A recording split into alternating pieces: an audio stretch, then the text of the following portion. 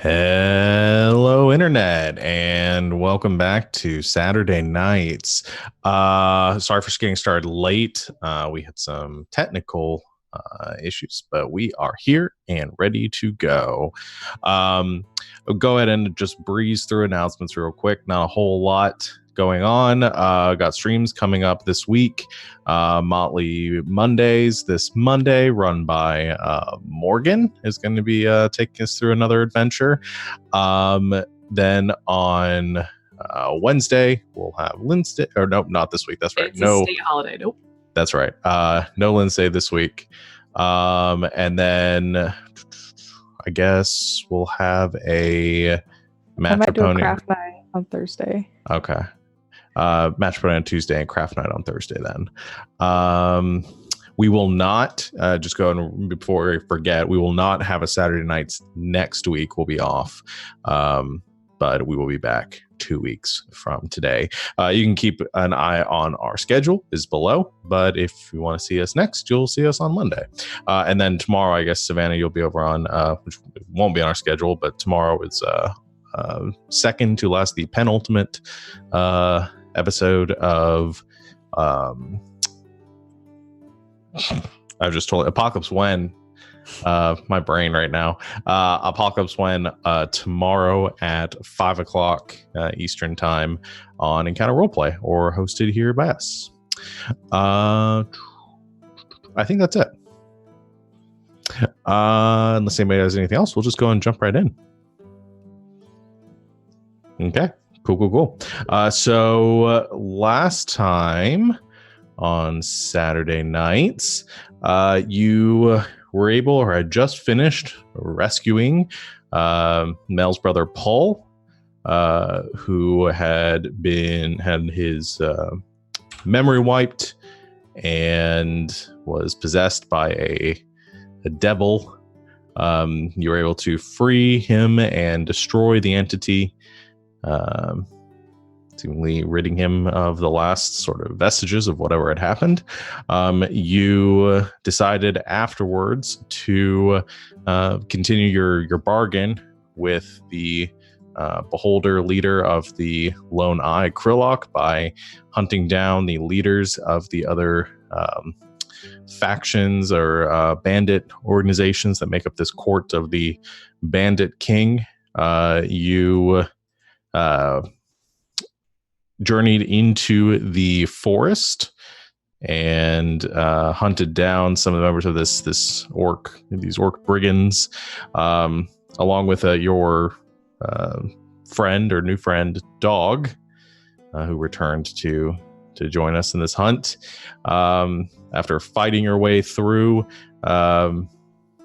dozens of these orcs, Hilda, you had a sort of awakening of some of your one of your magical items that you hold, and you were able to defeat Spinebreaker, the leader of the Blood Wolves.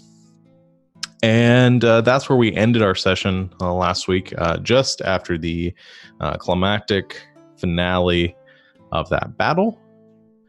You are currently in the bandit camp, and you have bodies everywhere, and lots of looting to do. So that's where we pick up as the last sort of sorry, I'm getting lots of messages. As the last sort of bodies hit the ground and the battle ends, silence sort of overtakes this camp once again. Just the crackling of this bonfire outside the tent that Spinebreaker had emerged from. There are scorch marks from the fires and the oozing puddles left over from the dretches that have been summoned, slowly beginning to sort of dissolve away. I think Dog is sort of beginning to sniff around at some of the bodies. What would you like to do?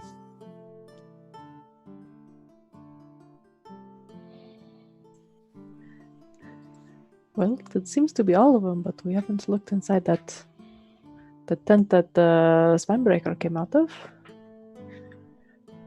Would anyone like to come with me? I'm a little... I'll go with you. There's probably some good stuff in there. All right. Okay. So you both head to the tent, and I think we did narrate this last time. Somebody picked up the symbol off of the body of one of the orcs, that holy symbol. Oh yeah, who did grab that? Yeah, It wasn't me. Somebody grabbed that. I don't remember who. It was probably me. Probably. Yeah. So you have that, and head into the tent. The inside of this tent is basically what you would sort of expect. It's pretty simple and carpeted or blanketed in piles of tanned animal hides. So just kind of furs blanking the sides, a torch burning in the corner. There is a rack that looks like it holds or held some weapons and armor that Spinebreaker probably pulled off the in his haste to make it out to the battlefield. In the corner of the tent, there is two small chests there too, and some other little odds and ends scattered around it, seeming the treasure hoard of this bandit group. Well, those look promising. They certainly do. I'm gonna check them all for traps. All right, make an investigation check.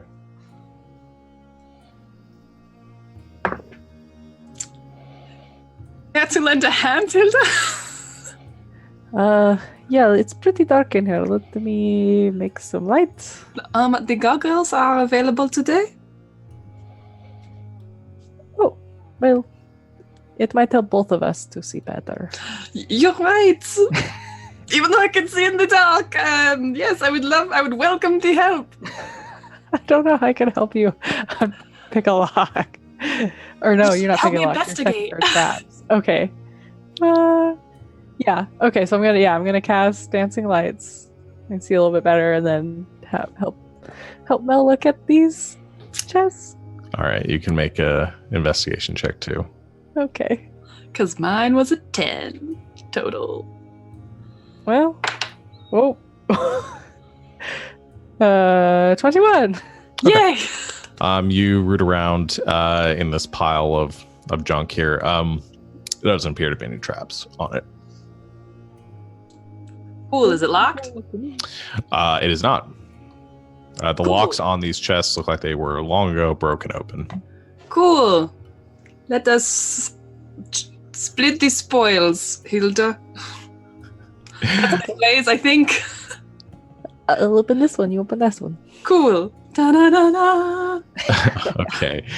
You loot through. There's a whole sort of variety and an eclectic collection of valuable odds and ends that have been scavenged by these brigands.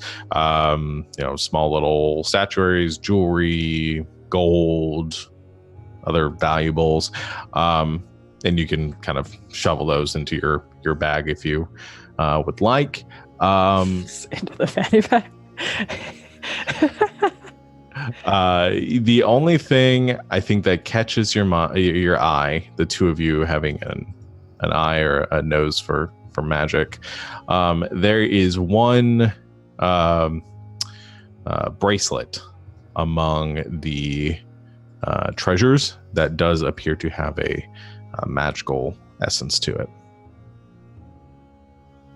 Ooh. Let's take a look at that, shall we? Yeah, and it looks like a little like silver like chain bracelet with charms on the kind of encircling it.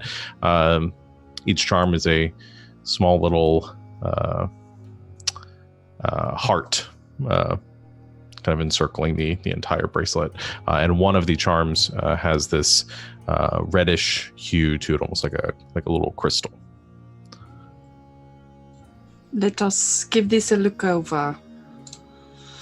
I'm gonna cast Identify on it. Okay, so you can cast Identify. Anything else anybody else is doing? In the next 11 minutes. Oh, you're gonna ritual cast it, okay. Yeah. Well, I don't want to stay in here. It kind of stinks, so I'm just gonna go back outside. Sounds good. I will sit here. All right. So Jules, anything you're doing out there? Yeah, does Spinebreaker have any stuff? Yeah, he's got a couple of things. Let's see.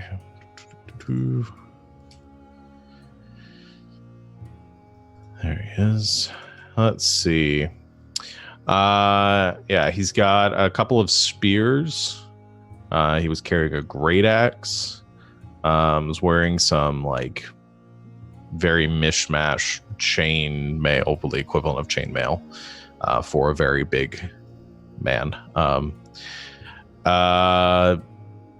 Make an investigation check.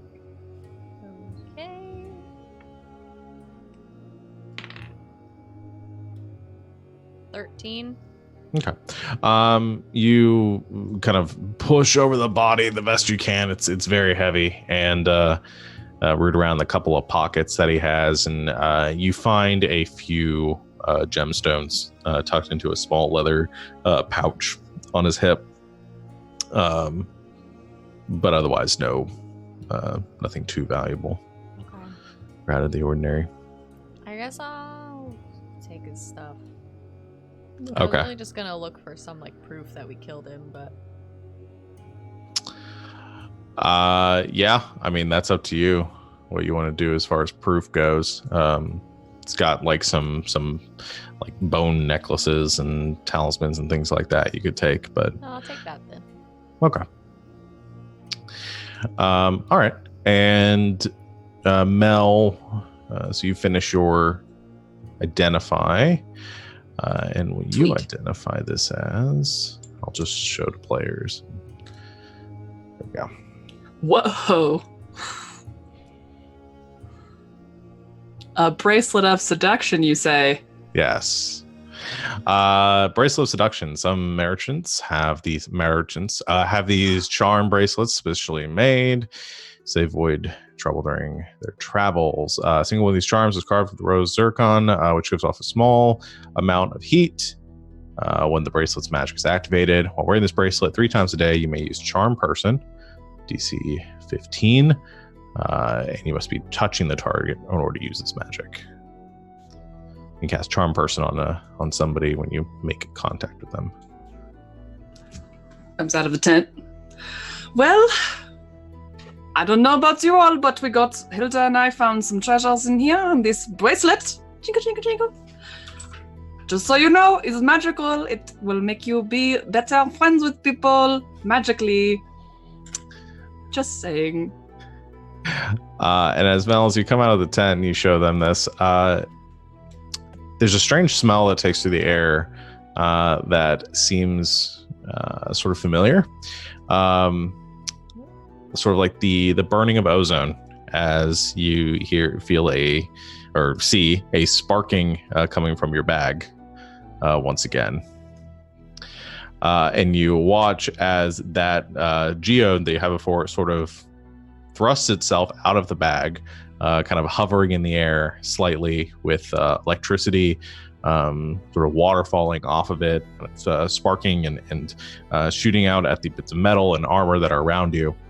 And in a flash of lightning and electricity, you see Chad just appear in front of you. Chad! Like the same stance that he was in when you last saw him. Probably a slight confused look on his face. And in that instant, there's also another lightning bolt that goes arcing off, striking Dog, No! who is currently sniffing at some of the dead bodies, who gives kind of and is just you just see smoke and he disappears. Ah! Uh-oh. Did that happen to me? Yes, it did. Welcome back, Dog. Well, Oh. I'm okay, so I think maybe he'll be okay. At least I think I'm okay. Has Dog Do you ever feel really you? been okay? Well, Chad, do you remember there being a passage of time? Like, have you lost time? Do you remember? I don't know. Did I lose any time? Was I aware of anything while I was in there, or is it just like I think you remember there being a strange sensation, and it's strange. It doesn't feel like instant. It feels like something, like you feel a passage of time, but you don't really remember where you were or what happened. Like you vaguely, if you think really hard and kind of push through the memory and through that fuzzy darkness, I think you can remember just kind of this prickle of energy and this force around you, but you don't really remember any details of what happened. I don't know. It was weird and dark and murky, and maybe if I understood magic, I might be able to explain it. But yeah, I was somewhere. I have no idea where, but I'm back now. I think. Unless That is the dream. That's the ideal outcome. Well, maybe this will sober up Dog. Who knows? He was drunk. Well, Does he not usually? I mean, he was pretty excited about what just happened. And kind of like gestures to all. Oh, I'm sorry you missed out. I bet you would have liked it. Dog could use a rest though. I think about half the blood on the ground might be his. that is very true. He's fine. I think. well, seems like you all handled things while I was gone. So, good work. Thanks. You weren't gone very long for what it's worth. We were very worried about you, hence we held on to the rock. Oh! I would give him a javelin. This is yours. I made it. I made it Oh, for wait, do you. you want to see what it does? Yes. Sure. Okay. What can I throw it at? Lots of bodies. Any of the bodies. They're on the ground. There's like a couple huts. There's like the barricade around that was made out Yeah, of I'll just wood. throw it at like one of the wooden stakes of the barricade. Okay, Watch, make an watch, attack watch. roll. Natural 20. Wait, is that the same die again? No, it's a different one. Okay, just making sure. You throw the Waste. javelin, and it perfectly hits the pole or the spike coming out of the ground, and almost seems to sever it, given the magical energy and the force that it is thrown with. And immediately upon impact and dealing its damage, it just instantly, without any sort of pomp and circumstance, it disappears and reappears in Jules' hand.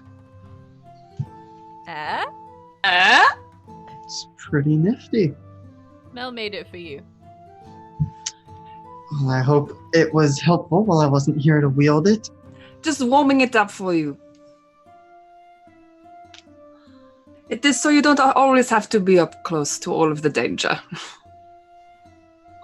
I found it very It's useful. my best work. Yes, well, that helps you branch out. Yeah, you could mix it up a little. Well, we took care of these blood wolves. And I guess it's on to the others. Yes, perhaps we should go back to town, though, and rest up a bit. I don't know about you all, but I have had a migraine for the past several days. Are you okay? Well, from almost dying multiple times in a row and not really stopping. I would like to rest. Also, besides resting, I feel very inspired. That javelin has done a great job, and I really think if we're going to go fighting a whole bunch of other camps, maybe we should all be a bit more well armed, and I can help with that. I'm fine with this. Also, your minor concussion has probably turned into a much larger one at this point, so... Probably, yes. Oh yeah. I'm gonna get very close to Mel and, like, look at her eyes. Any, like, weird dilation going on? I'm mostly farsighted. This is hurting my eyes. Make a medicine check. 19. Okay. Were one of the injuries that you had a concussion? It sure At some point? was. It was some- yeah, I think you can see there's some latency to the dilation of her pupils, and she doesn't seem currently concussed, but definitely looks like she's... I pull one of her eyes like this a little bit. Yeah. I'm gonna keep an eye on you for a couple of days. All right. Don't go to sleep without anyone else in the room. I typically don't. Chad and I share a room. Yep. Okay. Head All injuries right. are dangerous. What was that? Head injuries are very dangerous. Yes, I know. But you told me before that I could go to sleep, and then I've been sleeping, and I haven't died. Yeah. But I do You'll be really fine. want to I'm sleep sure you'll be more. fine. I really want. All right, we'll start heading back to town. Well, if we are going right back, I guess this is the spine breaker. And Chad will just lift up the body and start carrying it. I mean, I don't think we need to do that. Well,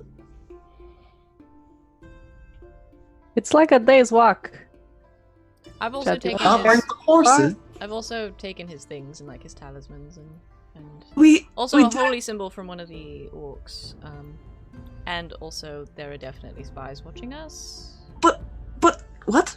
But so we do have the horses, and we didn't use the bag today. So if we get Gina could carry the body. How? Okay. What are you planning on doing with this body? Because if we're going to take a few days off, a few days of a dead body is Oh. going to be... I was planning Prime to time. just bring it straight to the court upon our return. Dump it at the steward's feet. And they could worry about it. We wouldn't have to. Not 100% about just carrying a very large dead body into a city. I might be able to preserve it. I might be able to find a thing or two around here. I mean, if you already have stuff that you think will work as proof of death, then that's fine. I mean, I can cast a spell on it, but I don't really like wasting my good spells on people like Spinebreaker. Yes, I but can, though, if you really More want to like take it. I'm fake out. It was a To joke quote at the you. moment. Chad takes longer than he maybe should thinking about this. Okay, and just drops the body back down. Yeah, it was a very heavy body too. Because he's a large creature, Big so and- that would have added a little bit to your travel time. He just deadlifted a horse. He's like, what? Yeah. If they Fine. really want to check our work, they can come out here. I think. Fair, it worked last time. I'm gonna turn around and look at the whole scene and remember it with my keen mind, just in case I need to describe it in excruciating detail. Oh, I thought maybe you were gonna paint it or something. No, I don't paint. You should learn. Nah, I know calligraphy, but it's not the same. No, it's not the same. You're right. Painting is boring.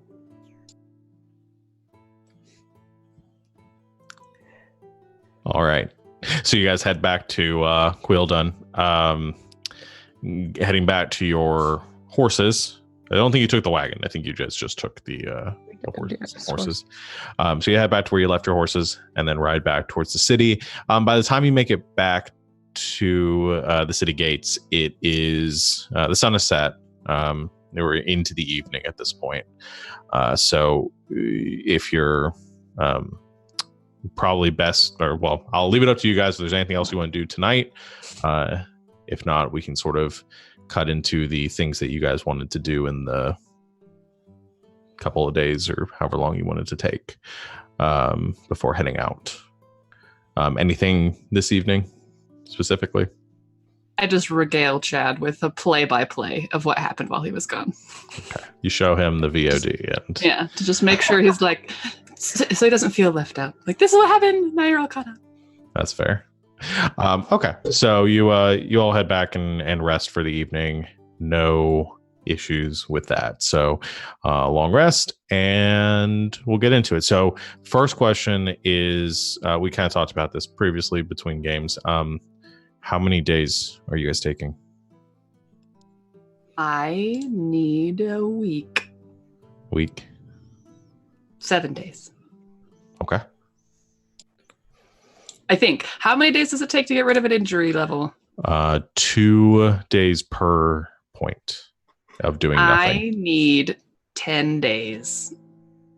To get rid of so you're going to try to get rid of all of your points, and That would be ideal. that's up to you guys. Like a long time. It is a long time. So what does having an injury point actually do? It just makes it that it's worse if we go down again? Yeah. Yes, Essentially, until it really gets bad once you guys have 2 injury points and which I do. start going down. Yeah. Yeah, You're in 3 is danger when of you start losing getting, limbs. like arms chopped off and stuff. Yeah. No Yeah. thanks. Especially because both of my injuries that I've gotten so far have been my head. So Well, let's not have Oh, Mel get her head gosh. chopped off. please no. Yeah. I say rest up the points and then maybe make one magic item. That's fair. So I need another 4 one later. days. 4 days to rest, and then 2 days for a magic item. Okay. So Okay. Yeah, week. like a week still. Yeah. that's fair. So so in the 4 days that you were, so we'll discuss that first, and then I'll get everybody else's. So for the 4 days that you rest, again, that's nothing. You can still RP things and like go talk to people and stuff, but essentially you can't make any rolls during that time or craft anything or anything like that. So cool. So let's go down the list then. I know there are some things that you guys might want to do as a group, so we can talk about that first. Was there anything you guys needed to do together? Somebody just mentioned a minute ago about wanting to report the killing of the Spinebreaker to the Council Lord Alabaster. Yeah, that'd be a good one to do. Okay. Just get back. So let's go ahead and do that. That'd be the first thing. I'd imagine you'd do that then, like the next day. So we can go ahead and do that. So you head the next morning, waking up, still staying at the Iron Creek Inn. You head up to the highest tier of the city, outside of the beacon, where the grand hall where the council lord sits. You encounter the steward at the gates of the beacon, and he approaches you with a disinterested look, and he says, "Good morning. Can I help any of you?" Yes, we are here to report that the blood wolves are no longer a thing.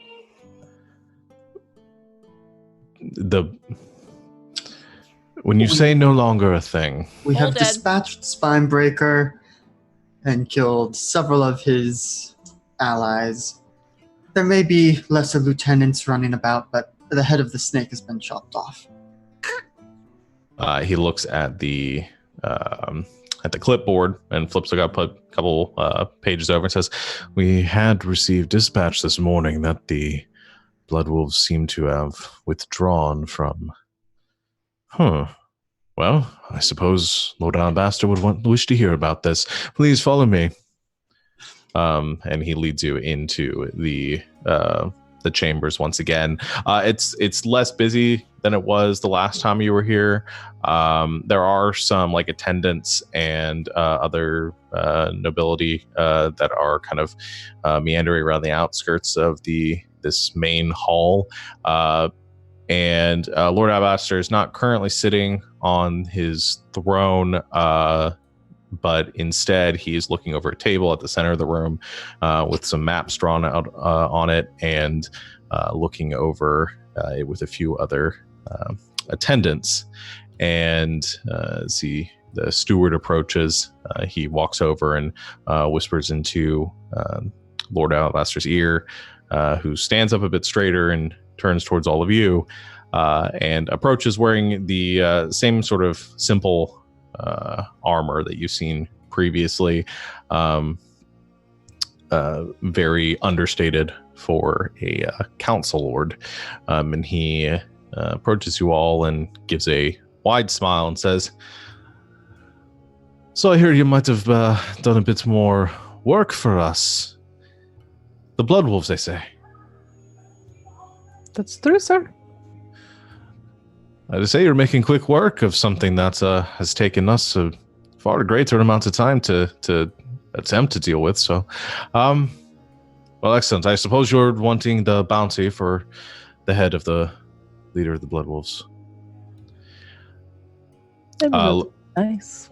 He looks to the steward and then kind of pauses for a moment and says, "Have you joined a guild yet within the city, or thought any more of that, what we spoke about last time?"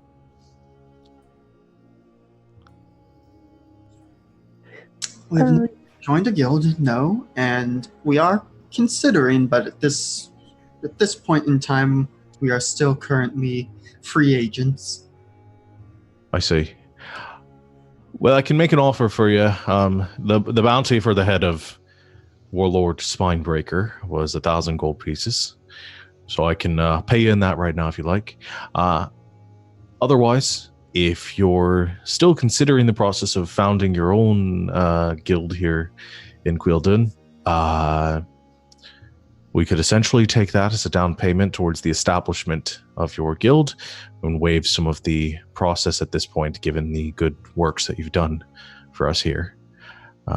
So I'll offer that to you in exchange. You can either take the gold, which I wouldn't hold it against you if you wanted to, but if you're thinking about doing more work here and you're wanting to establish your own foothold here in the city, I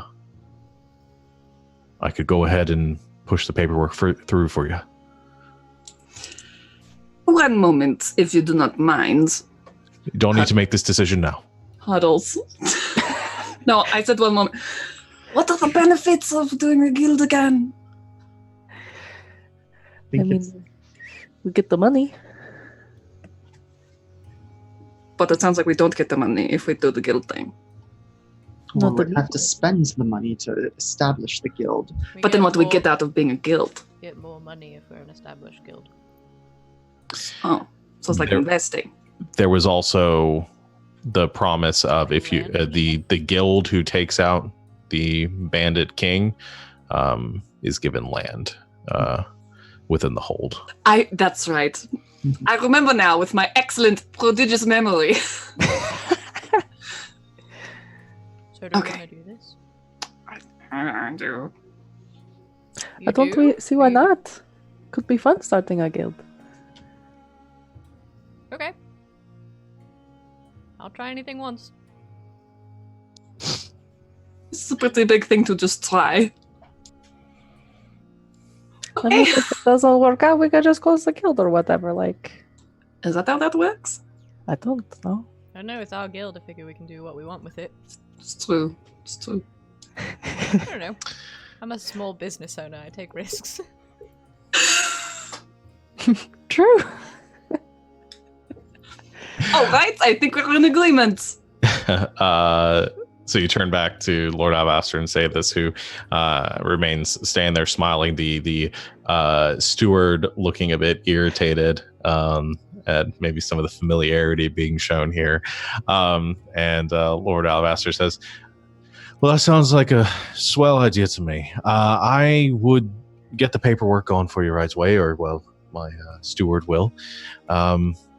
The only thing we're going to need, and we'll draft up the paperwork and he'll deliver the documents to you wherever you're staying to be signed here in the next day or two. He'll need the name of your guild, whatever you're going to call yourselves. On the paperwork later or now? When he comes by to have you complete the paperwork. Good, yes. The other bit of business is the signatures of the founding members. Typically, we required 6 signatures to, or 5 signatures, my apologies, to sign. But given your special status here at this point, however many of you wish to sign and ratify the charter will be sufficient. So, and we'll waive the fee. Consider services already owed at this point.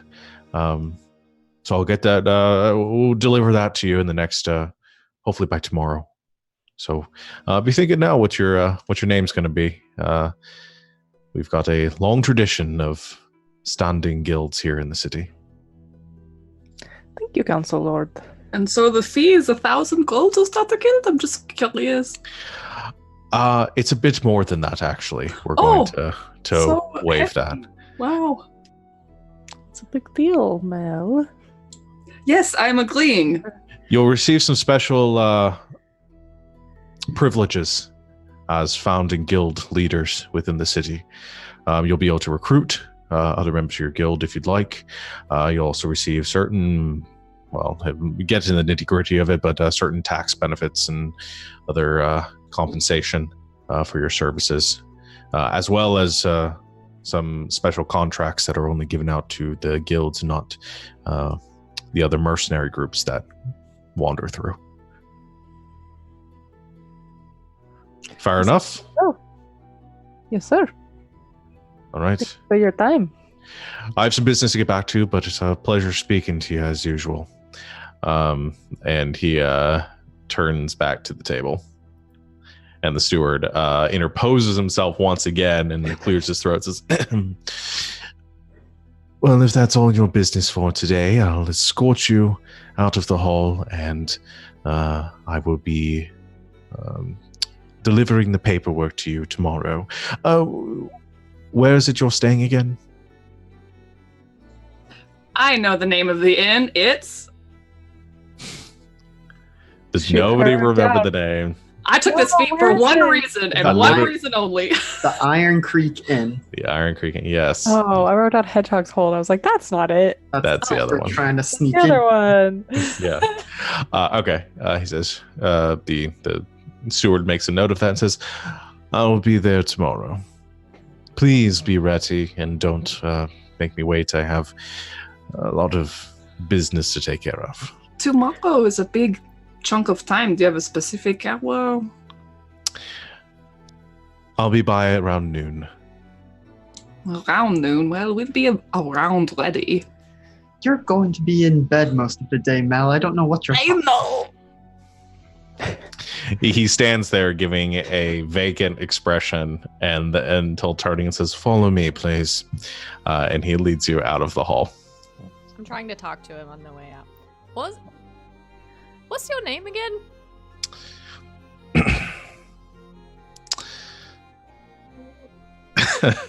My instinct was to say Stuart, but that would have been a terrible name. I'm pretty sure you mentioned it at one point. I don't remember if I did, actually. I don't actually have a name written down for him.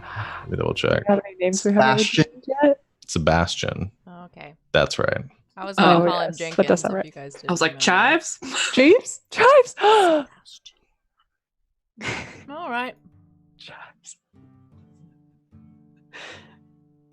He leads you to the front gate of the beacon and says, have a wonderful day. And heads back inside.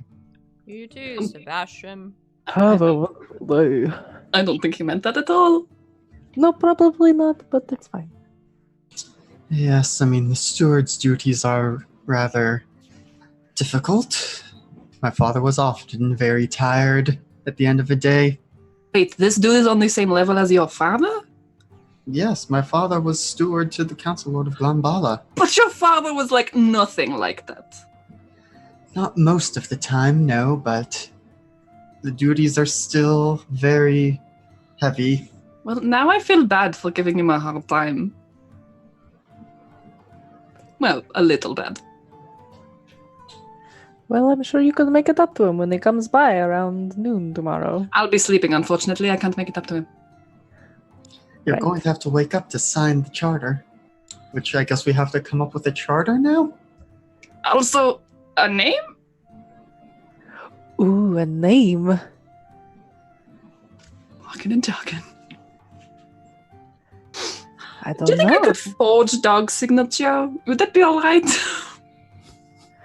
You want to try to forge a signature in front of the steward? I feel like you... No. I'll just. Dog is sick. He's over here. Don't worry. I'll have him sign it. Because the dog.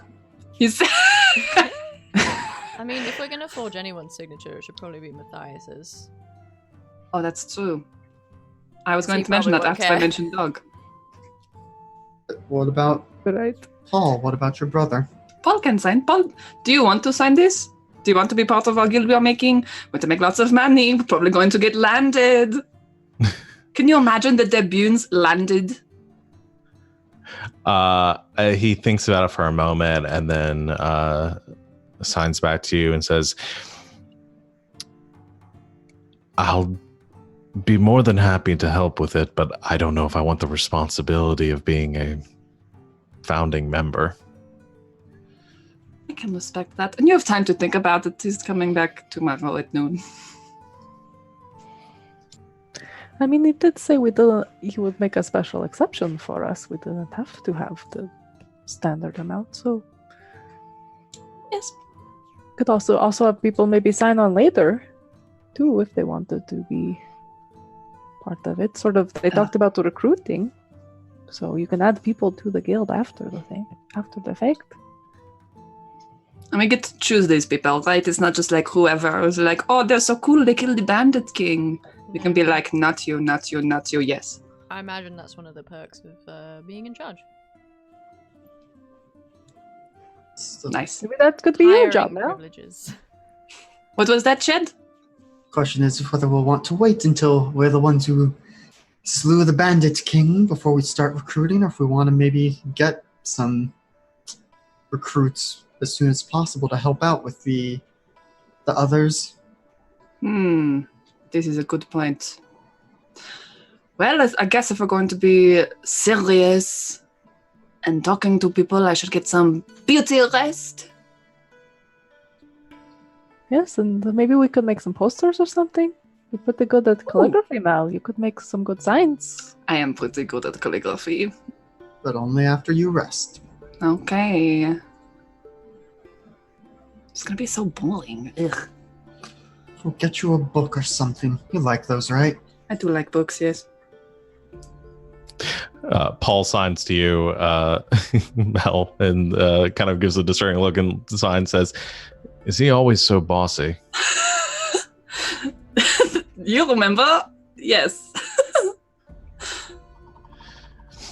All right. Anything else you guys want to do for the rest of the day?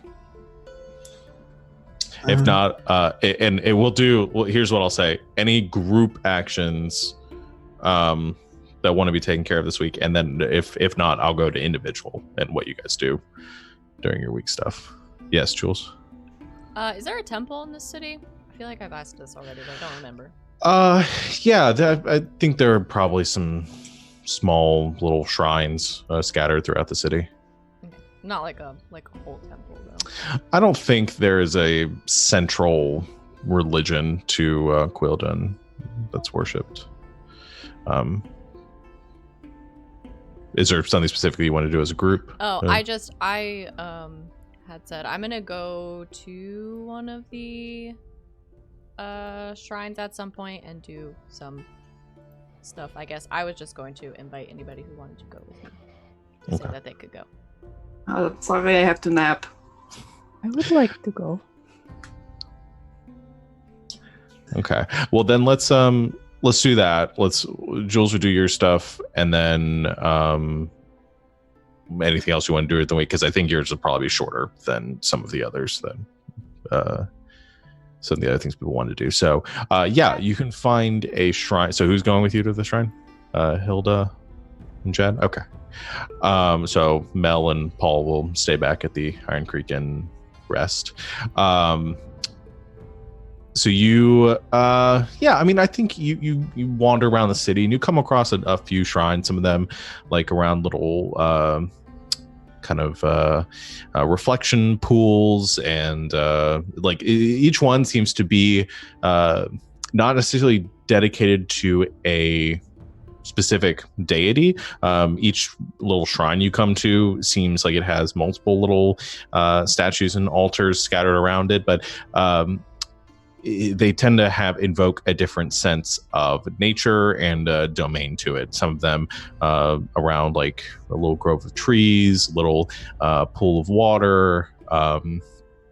Some of them around a collection or a intricate monolith of stones, and many people just sit there for a moment in front of one of the little shrines or statues that are engraved into it or built around it, and worship for a moment. So I guess it just depends on what Jules is comfortable with or where she wants to pray.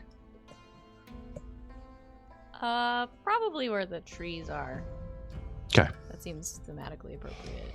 Yeah, I think you find this little grove of trees on the highest tier of the city, and there are a few statues around it, but it does look like this is probably primarily a place where acolytes of Gethys sit to pray and worship. And there's probably 3 or 4 people kneeling there, conducting their prayers or small little offerings. What would you like to do? Well, I want to spend a little time praying and just kind of, I don't know, I guess Hilda and Chad came with me, so I think probably just like talking to them a little bit about like Gethys and like what it is that like Jules does on a regular basis, if they're interested. Otherwise, this is what Hilda wants to know. She's just gonna do what she normally does. And then I also at some point want to do another divination spell. I can do that in a little bit. Okay. So you sit for 30 minutes or so, however long you'd like, and kind of talk. And there are little benches around for people to sit on, and you can kind of quiet conversation and about Gethys, and you can tell them a little bit about your religion. I don't know if that's something you wanted to actually talk about, or just if anybody had anything they wanted to ask. I think Chad is asking a bunch of questions like a school kid, like a good school kid trying to just learn. That's a good question, Chad. And so they all live up in the sky? Or does Gethys live in the trees? It's a little more abstract than that. They're all sort of everywhere and nowhere, I guess, but Gethys especially. Yeah. So if I was nowhere when I was in the rock, does that mean I was half a god? No. I think it takes a little more doing to reach godhood. I mean, but there are tales of mortals like us becoming gods. There are. It's happened once before. That's where Denowin and Kune came from. So it's possible. Anything's possible. A little faith. I suppose in their case, a lot of faith.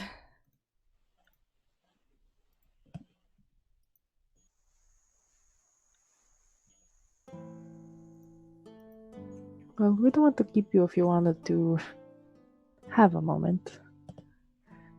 I mean, No, you can stay.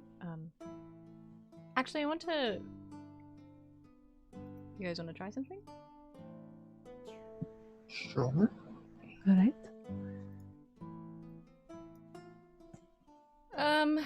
I'm going to kind of clear a little space and lay my stuff out for a divination ritual Okay. and see if maybe, with our powers combined, if like Chad and Hilda want to be a part of it. I can try. Never done anything like this before. You don't have to do anything per se, but I thought you all might like to see what I do.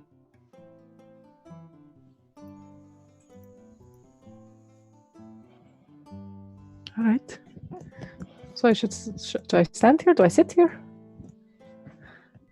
We can sit, kind of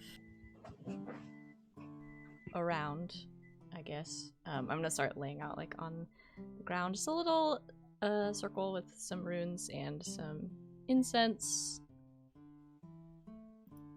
Let's all sit in a nice circle. Okay. So you set out the drawing in the dirt around you, the ruins evoking the divination ritual, and lighting some incense on the four corners of it, and sitting down to pray. What are you asking? Pretty much similar to last time. I guess I think for Jules' purposes, she's just really trying to get a sense of like whether or not she is following the path that she was told to follow.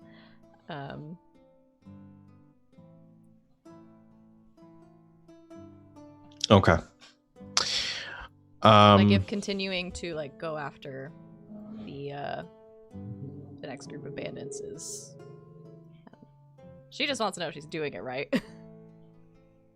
But Okay. if like continuing on the path to like go after and like kill this next large group of people is really kind of where she's supposed to be at. Okay. So I think this is what happens. You sit around and you sit there for a moment in this circle. Chad and Hilda sitting across from you. I imagine Chad probably being a little bit shifty, kind of not getting too comfortable, maybe not having the patience for it, and Hilda looking on with eager, kind of a very curious, very studious sort of posture. And you light the incense and you watch as the smoke kind of curls up away from the small burning mound, and you look up towards the tree above you that's sort of half blotting out the sun, and in that moment there's a wind that sort of shifts the branches, and the sun is exposed and shines brightly into your eyes, causing you to wince for a moment. And in that moment, put on some better music. In that moment, everything kind of shifts around you. And that's muted, so why is it? There we go. And you're not sitting at the on the ground anymore. You don't see Hilda, you don't see Chad sitting in front of you. Instead, you see this cavern stretching into darkness in every direction, and you see the bodies of the bandits sort of just scattered around at your feet. Some of the orcs and some humans, some other creatures kind of can't be discerned entirely from your current perspective. And through these bodies, and you feel this exhaustion on you of a task that you've accomplished, and a light comes to you from the darkness, illuminating a path ahead. And from that path, you walk out from this cavern, and you're standing on a mountainside not too dissimilar from where you grew up. And you see a city off to the south of you, and towns scattering the countryside, and you see the small monastery that you've grown up in, and you see Glanbala to the south, to the east, west.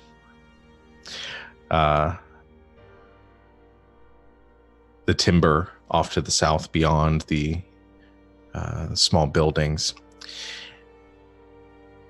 And there is a spark of red light as suddenly the countryside around you seems to erupt into flame. And you hear screeching and crying and panics of the common folk around you, but you don't feel upset in that moment. You feel determined and with a sense of purpose. And you feel something driving you forward to continue on this path. And in that moment, you see these in the darkness creatures lurking out amongst the flame rising up from the countryside, and you find yourself drawing your weapons and rushing in towards them. And in that moment, everything goes still once again. And you're standing in a field of snow, a few trees dotting the landscape around you, and a cold wind biting at your face. And you feel a large hand rest itself on your shoulder. And there's a comfort to it. And a word leaves your lips for a moment. And at that exact time, the vision leaves you, and Chad and Hilda, you watch as Jules's face kind of goes blank for a moment. And you all hear her say the word, Father. And that's how your vision ends.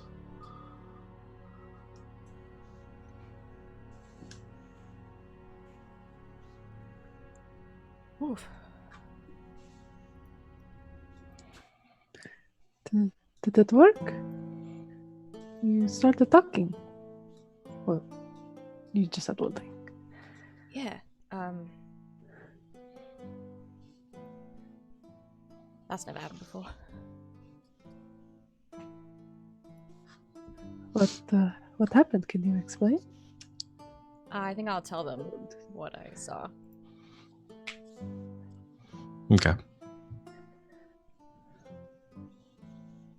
Wow.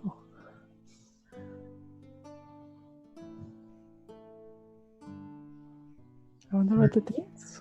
Yeah, are you all right? That sounds. I mean, you mentioned, especially then, that it felt comforting and that you felt determined, but that still sounds distressing. Well, a lot of what we've seen lately has been distressing.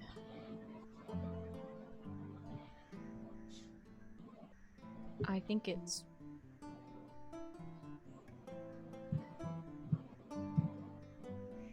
what will happen if we don't continue. Some version of it.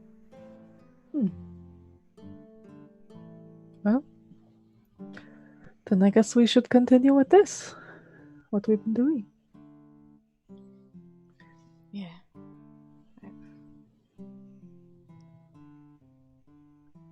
Faith is a very easy thing to tell other people they should have.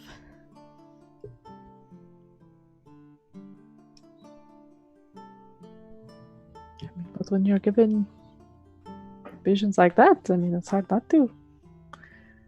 Well, it makes me feel I a would- bit better about all the killing.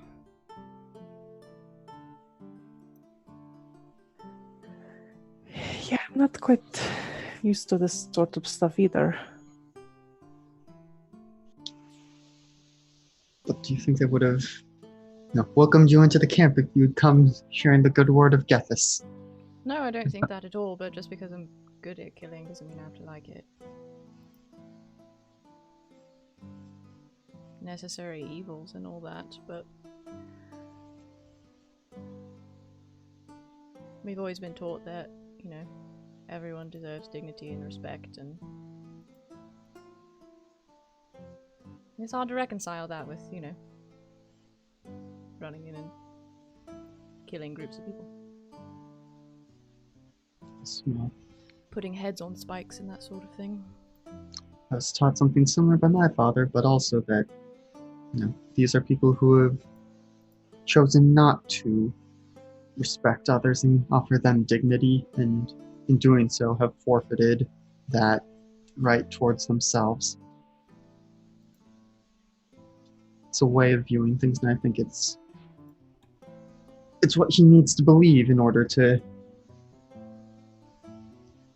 do his job, live in society the way it works right now. Well,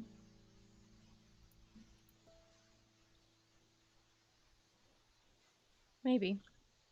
Yeah. But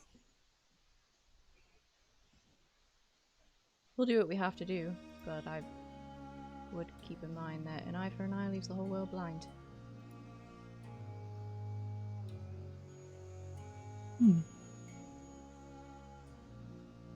Well, do you think you need any more time here? No. Yeah, I think I know where I am. Again. That's good.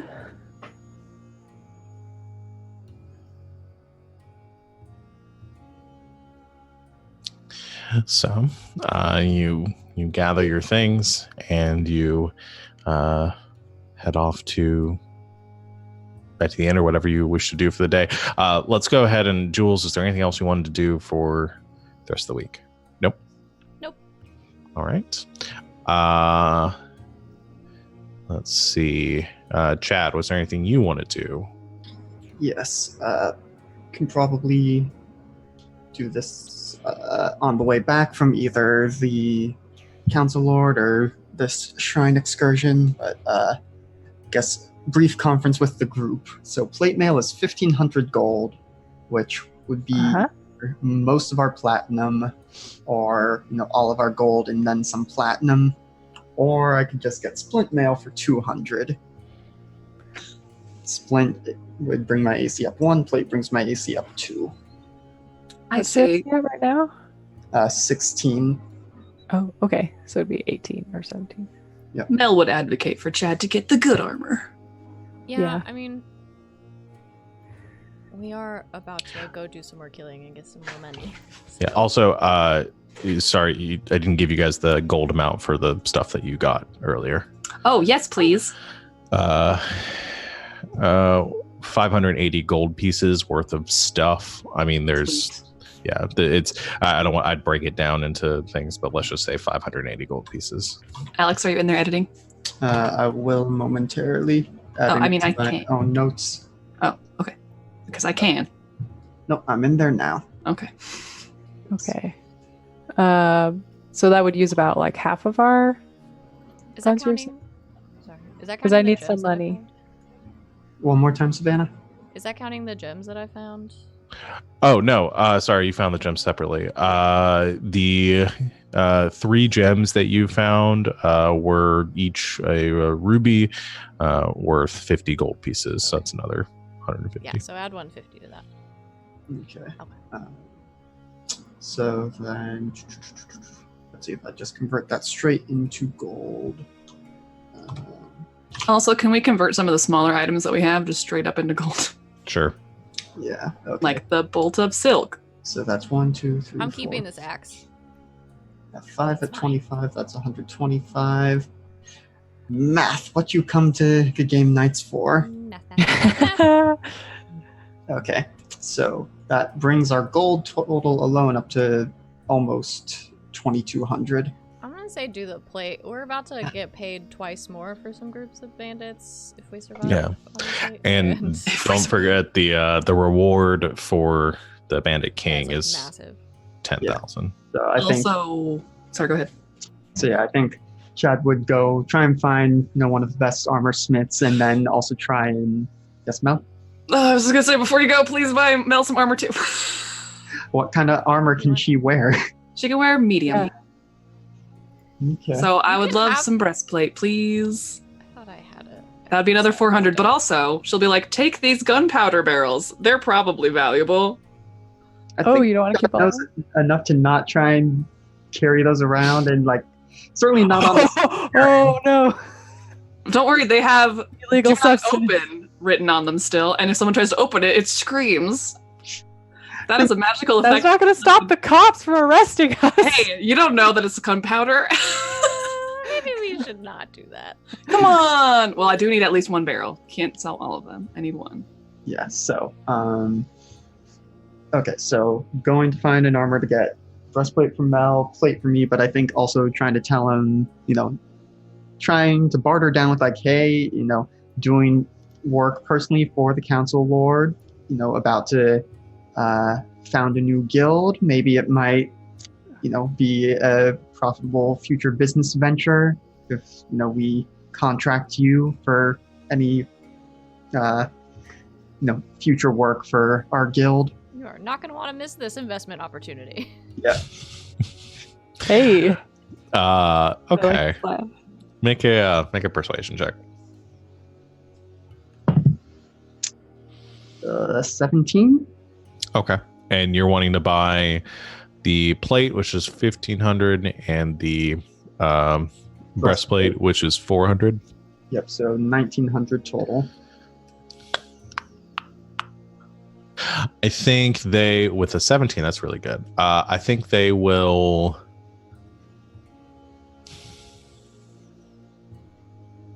All right. Yeah. They'll bring the price down 200. Okay, so 1,700 total. Mhm. Okay. And then math. Okay. I have updated our party funds and, expect those to be ready by the end of the week, the next day. Yeah, probably closer to the end of the week. Mhm. At least, well, the breastplate not as long. Probably have that a little bit earlier, but the plate mail, getting your measurements and trying to and getting that all fitted will take a little bit of time. So yeah, end of the week.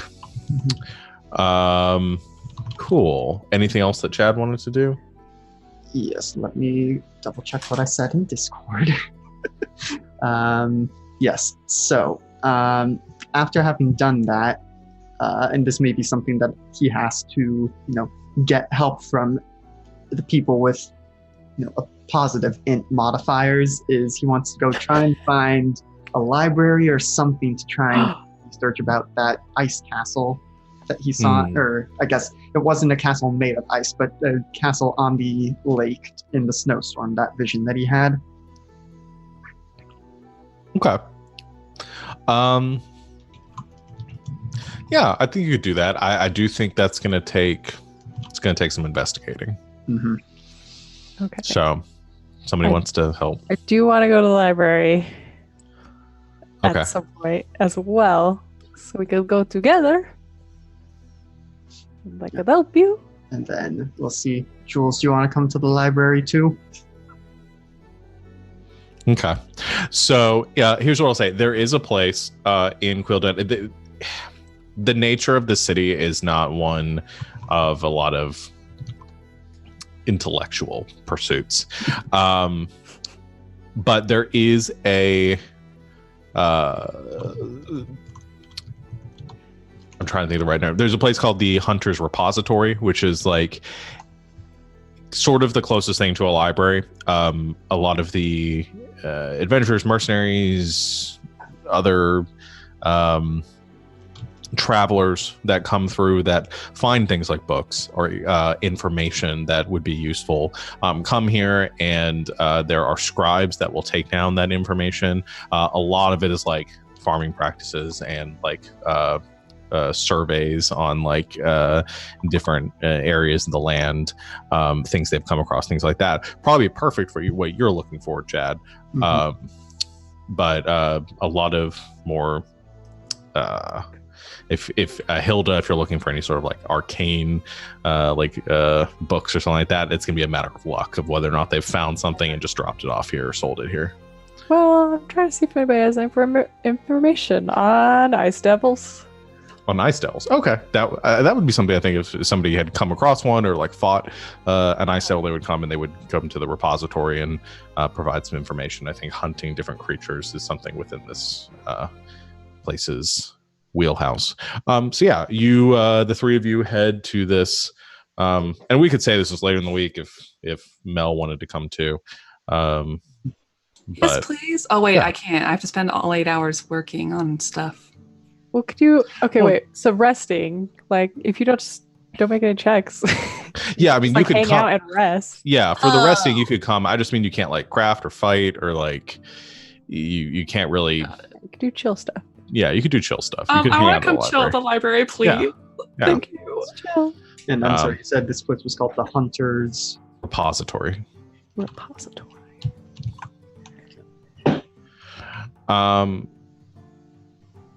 Okay, pull that up. So yeah, you head. This is in the Stone Quarter, so the second tier of the city. It's actually like right underneath the beacon, and there's actually a staircase that leads up to the beacon for some of the stewards and other attendants that need to come down here frequently. You head inside, and again, it's a very eclectic collection of writings and scrolls and tomes and things like that scattered around it. At the center of the room, there are tables and tables of these scribes that are working here.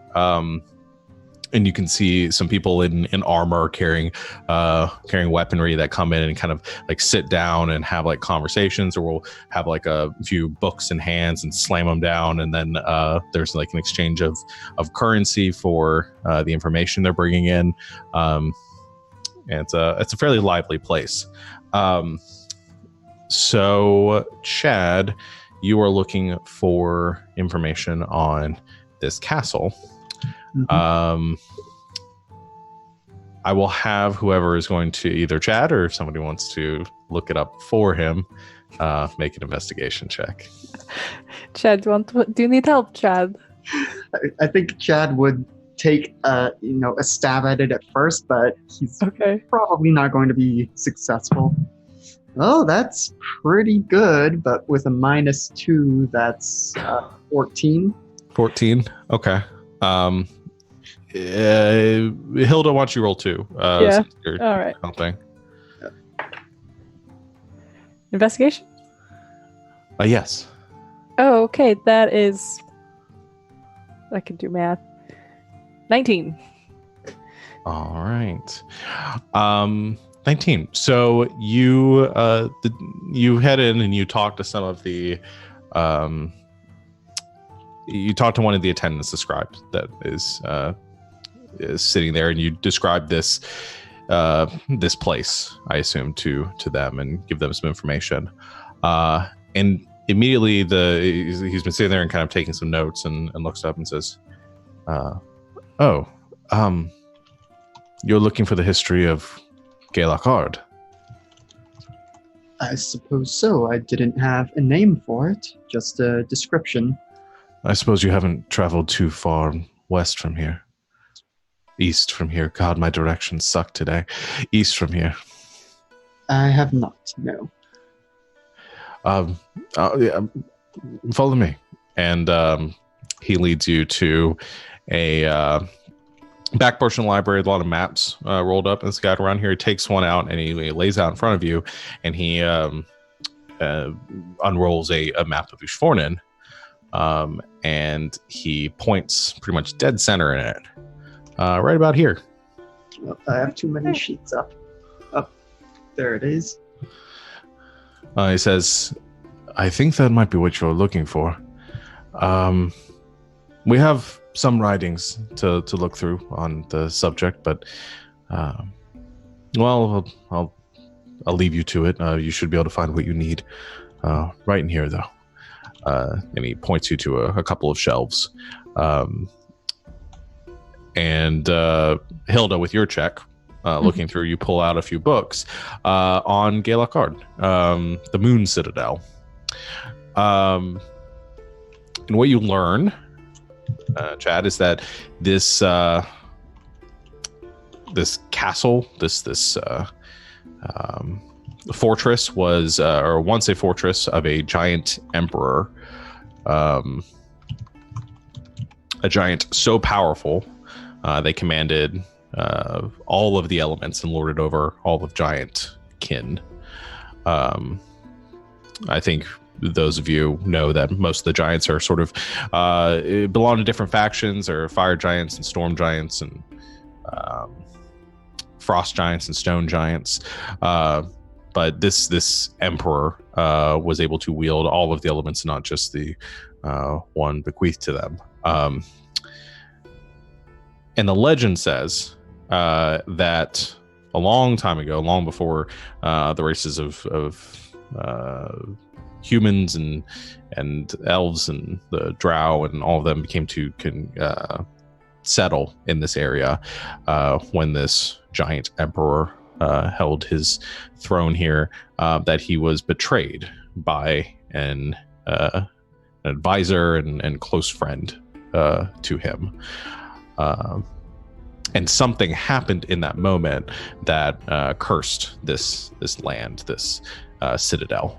And since that day, the citadel has been unreachable to any who would try to cross the waters that span the gap between it and the shores of Ishvornen, as it's protected by these elemental barriers that section off each one of the bridges, that the 3 bridges that lead up to it.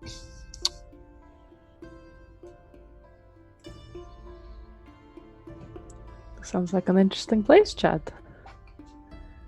And you saw it in this vision. Yes, let me double check.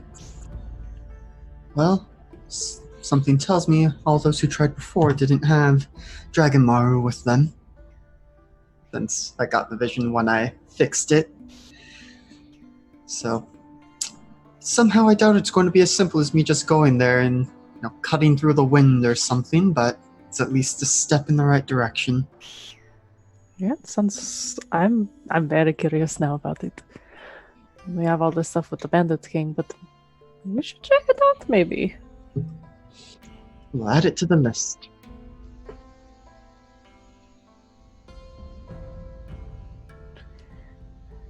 And then, did I find anything on the ice devils?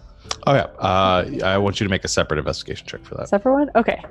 Let's roll this blue one. That was terrible. Darn it, I wish it was a 1 so I could reroll it, but I can't. 8. 8. Yeah, I think looking through, you don't find any information on ice devils here. It doesn't look like there's something that have been commonly encountered by the citizens of Quildan. So nothing on ice devils. Okay.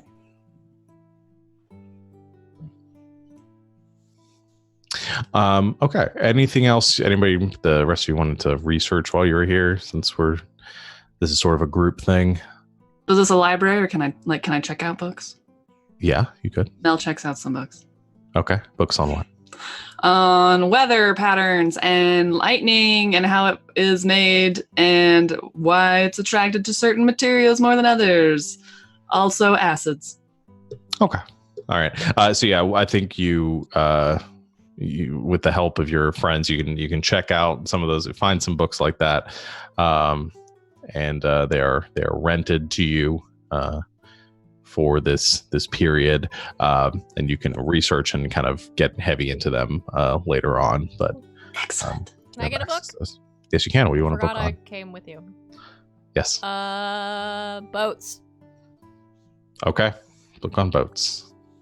Easy enough. I won't make you roll for that. It's not really obscure like- knowledge. How sailing for dummies. Okay. I don't know. Something about boats. So like Jules knows a lot about land vehicles and nothing about boats. Okay. So are you like angling to like gain proficiency in sea vehicles? Sure. I mean, we do have a boat also, now. we have a boat, and also we're about to go up against a bunch of people that probably have boats. Okay. How best Yes. is there a book called How to Sabotage Your Enemy's Boats? By the crew of the Petty Roger. Yes. Yeah. No, Just like so and- she has like a basic understanding of. what was that, Alex? You take a barrel of gunpowder into the bottom of their hold and you sacrifice a crew member. We have Blow it up. gunpowder barrels, you guys! Oh, jeez. Whoa! I've just had a great idea. And the idea comes to you as you read the exploits of the Petty Roger within this. But yeah, you can find that, and you can spend the week reading up to gain some insight into ships. Just make an intelligence check for me. Good thing I've got this headband that makes me smart. 23. Jeez. Okay. Well, 23, and yeah, headband helps.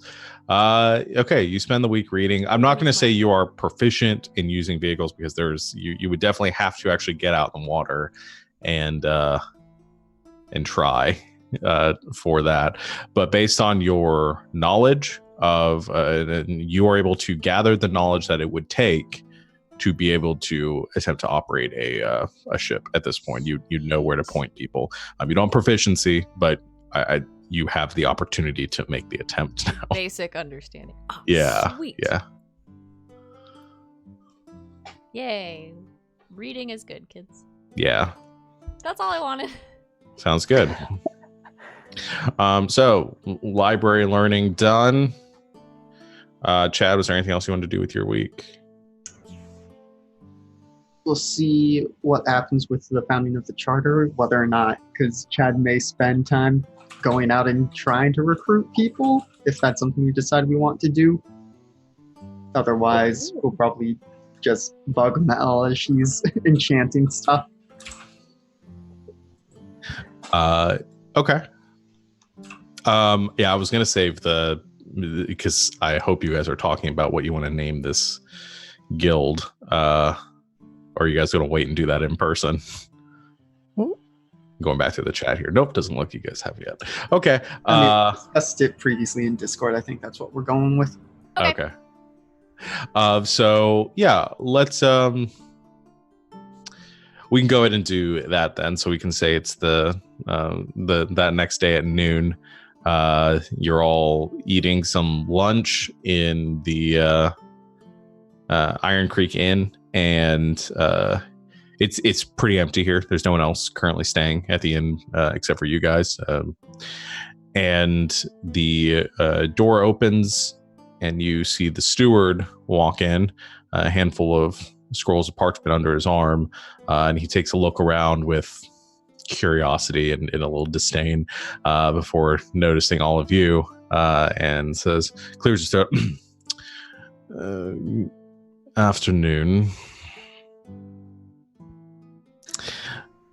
Are you all prepared to fill out these documents?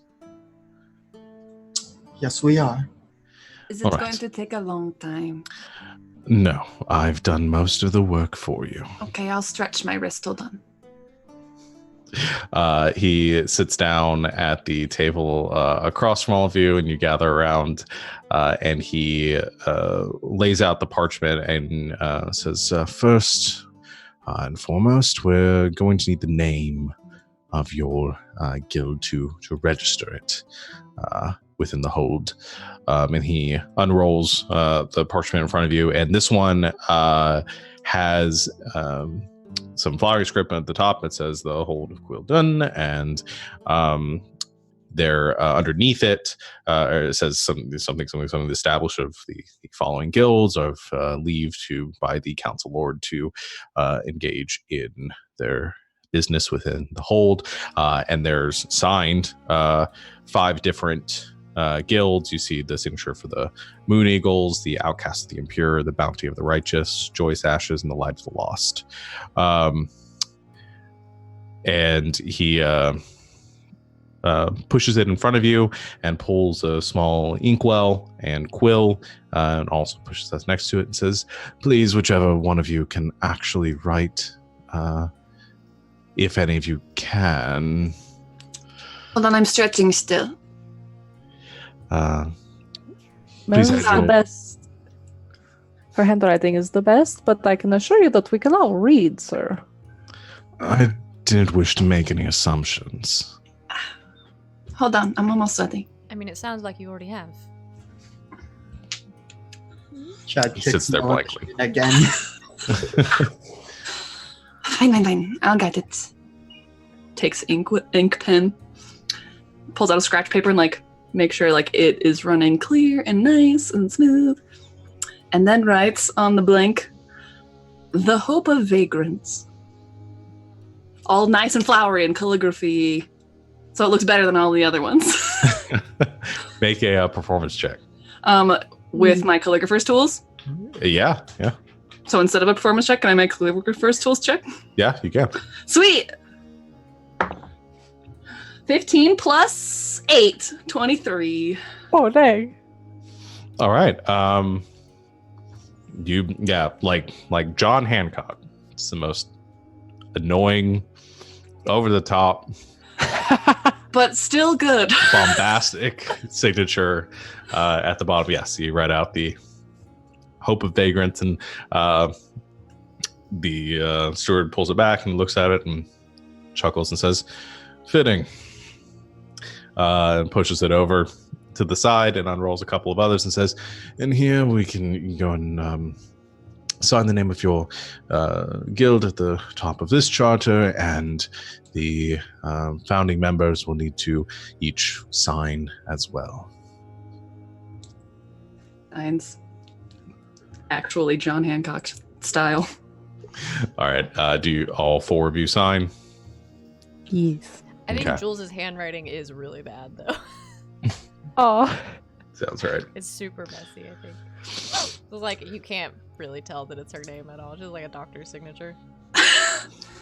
I'll make sure Paul knows that he has the opportunity if he wants to. I think Paul shrugs and says, "This is all you guys." All right. So the scroll is signed, and you dot your I's and cross your T's in all the correct places, and he picks up the scrolls and hands one over to you and says, "This is your official charter, giving you your dispensation to conduct your work in the city should you decide to rent any property to conduct your business. Otherwise, that should be it. So congratulations, vagrants. You're officially a member of the city, the hold of Quildun." Thank you for your time, sir. I will be And- working with you again. And Yes, we again. will. And Yes. again. Sure, you'll be Yes. seeing a lot of us. Good day. And he leaves.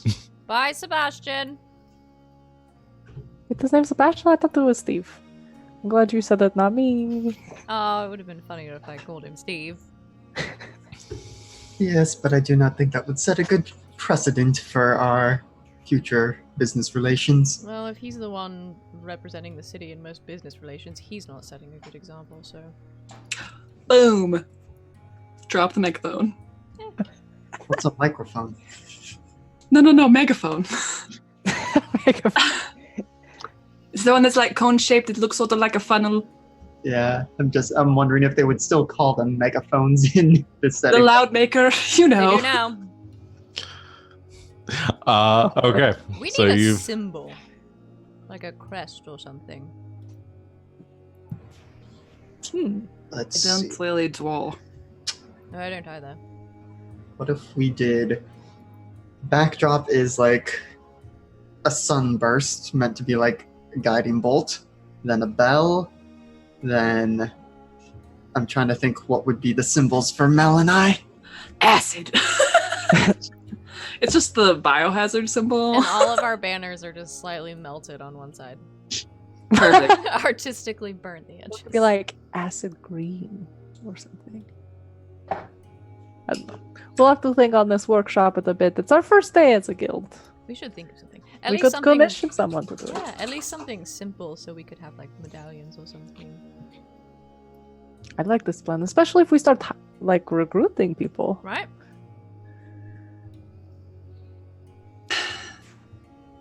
This What's the face? This sounds like it's going to be a lot more work than I thought it was going to be. You can just make stuff. I will do that. All right.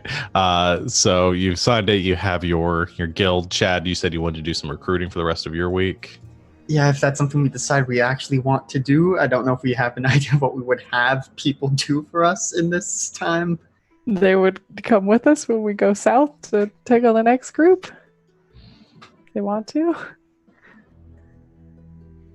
Yeah, so maybe I think Chad, would go to like taverns and stuff, figure out where guilds do recruiting, where adventurers would hang out if there are enough in the area, and just be like, hey, we're gonna go after, all the bandit people. You wanna come with us? We've taken out 2 of the 4 groups so far.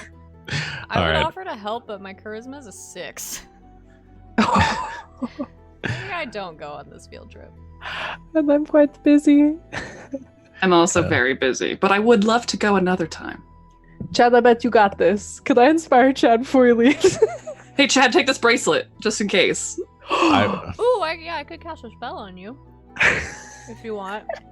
Sure. Could charm people with this nice bracelet. I cast enhance ability on Chad. Is there a charisma one? I just picture this like... yeah, Eagle's Splendor. You have advantage on charisma checks. There you go. I picture this being like a boy about to go drive off to like pick up a girl for his first prom, and like all of his family's just like fixing his hair, like, you got this, it's gonna be fun. Make sure the suit looks... the corsage. This is how you put it on. Just very casually do enhance ability. Nice. I like this plan. All right. So How what long are does the? that last? How long does that enhanceability last? I think an hour. Oh yeah. Well then, yeah, Probably. just do that. You don't need. It's Yeah, my an hour. yeah, because I can only inspire you for 10 minutes. So Yeah, that'd be kind of hard to do here. So here's the way that it's going to that the recruiting function will work. I kind of modeled it after the like scrying spell, in that there will be certain like bonuses and negatives based on like how well known you are within the city and your current status and everything else and a bunch of other factors. So with all those in place, you're going to need to make a charisma check. You'll have advantage because of the enhance ability. The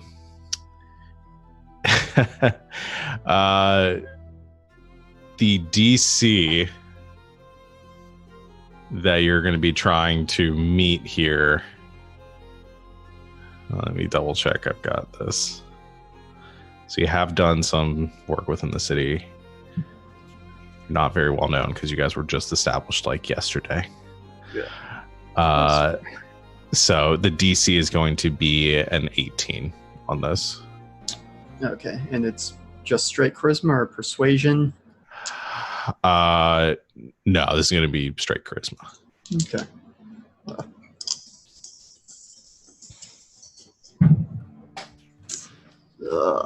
That's not going to do it. I rolled a 9 and a 10 for 13.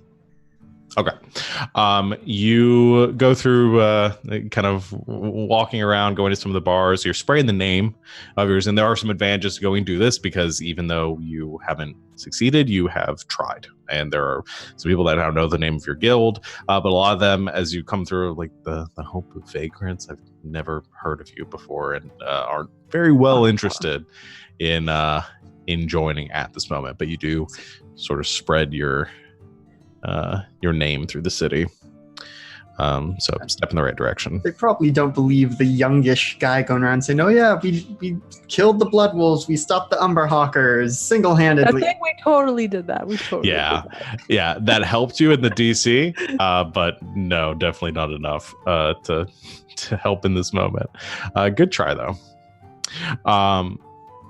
So let's go ahead, and if that's all that Chad was going to do this week, let's do Hilda next. Okay. Hilda, what do you got? Should we update the party inventory? How much money we have left? Yes, Good. that should be accurate. Okay, because I was just gonna work on some spells out of this spell book that we got. Okay. It looks like, let's see, I could take, there's like 4 4th level spells. That's 4 days. And then, Yeah. Wait, 4 days or 4 hours? no, it takes 8 hours to do a 4th level spell. It's like all day, just like trying to like decipher their notes and like practicing it and trying to figure it out. So it like takes a while. Okay, so I don't think I'm going to take all of the 4th level spells. I might do a combination. Okay. And are each one of those going to be, is it 50 gold per spell level?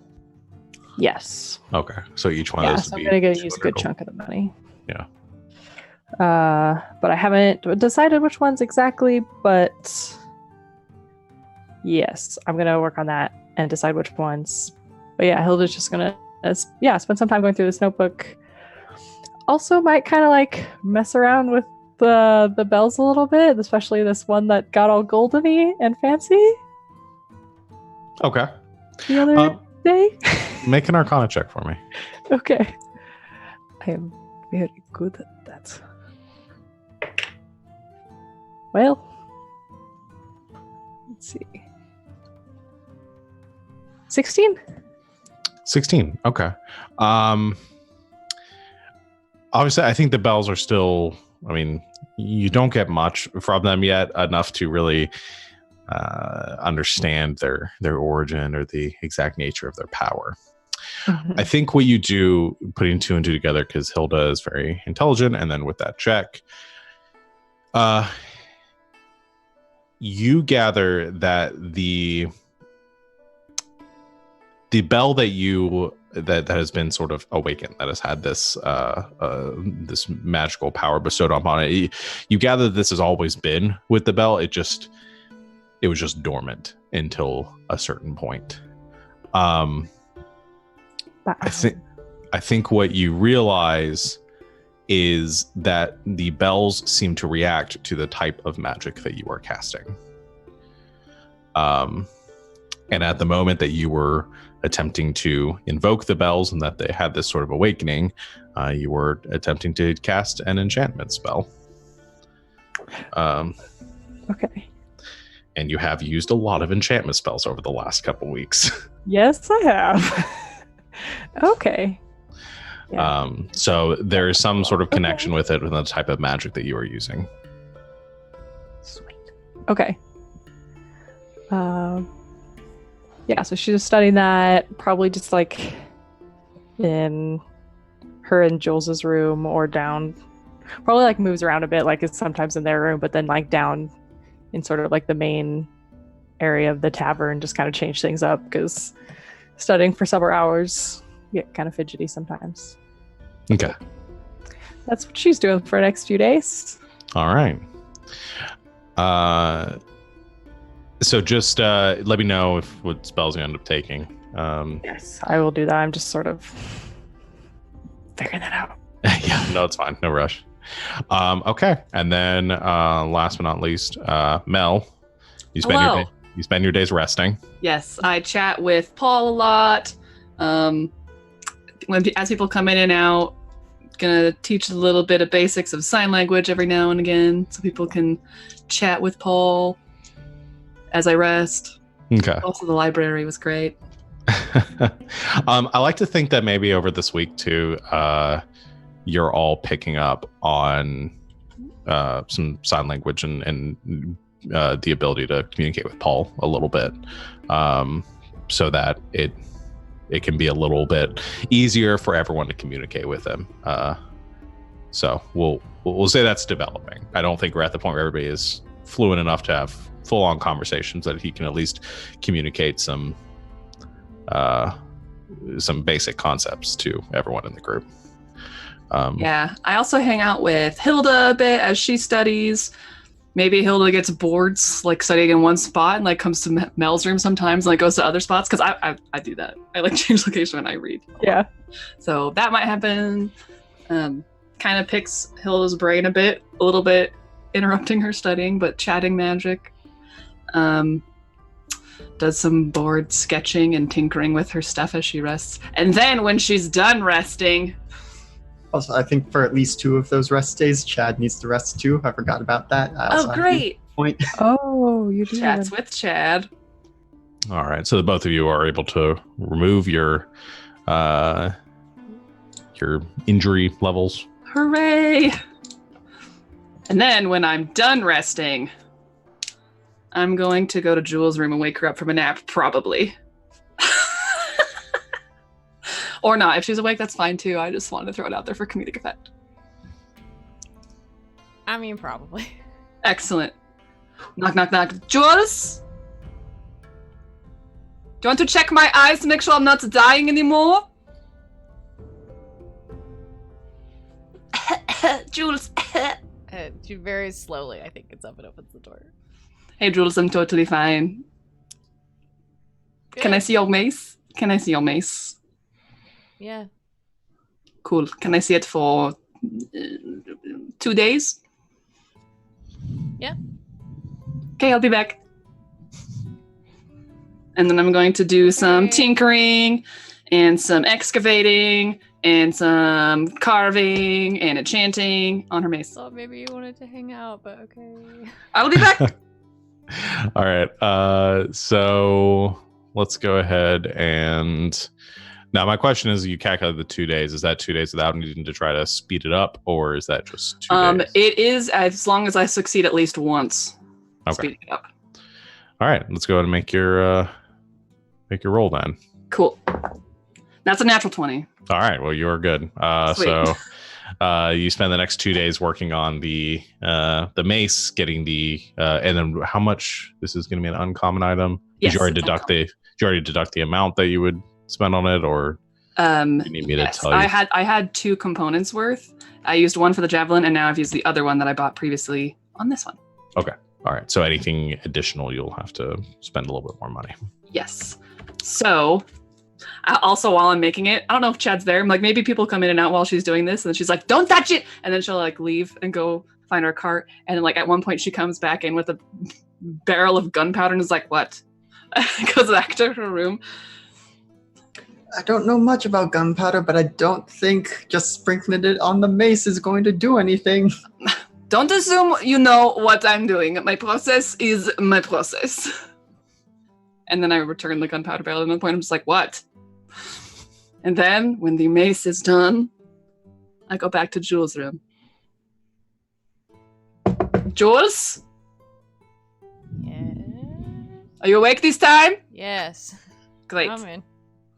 I brought your mace. Great. What did you do to it?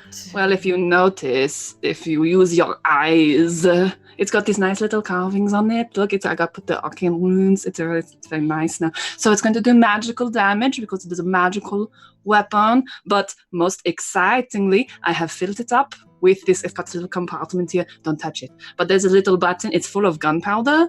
So I call it the flashbang mace. So, as a reaction, immediately after being hit by a melee attack, you can ignite the mace, and your attacker must make a Constitution saving throw DC 16 or be blinded until the end of their next turn. You can do this once per rest. Whoa. I mean, it's only once for a while, and you have to put some more gunpowder in it, but that's how it works. I think it might be fun. It's going to be up in people's faces all the time. It'll be better if you were at an advantage and you do the light thing, so just thought I'd hit that aesthetic for you. That's awesome. Okay.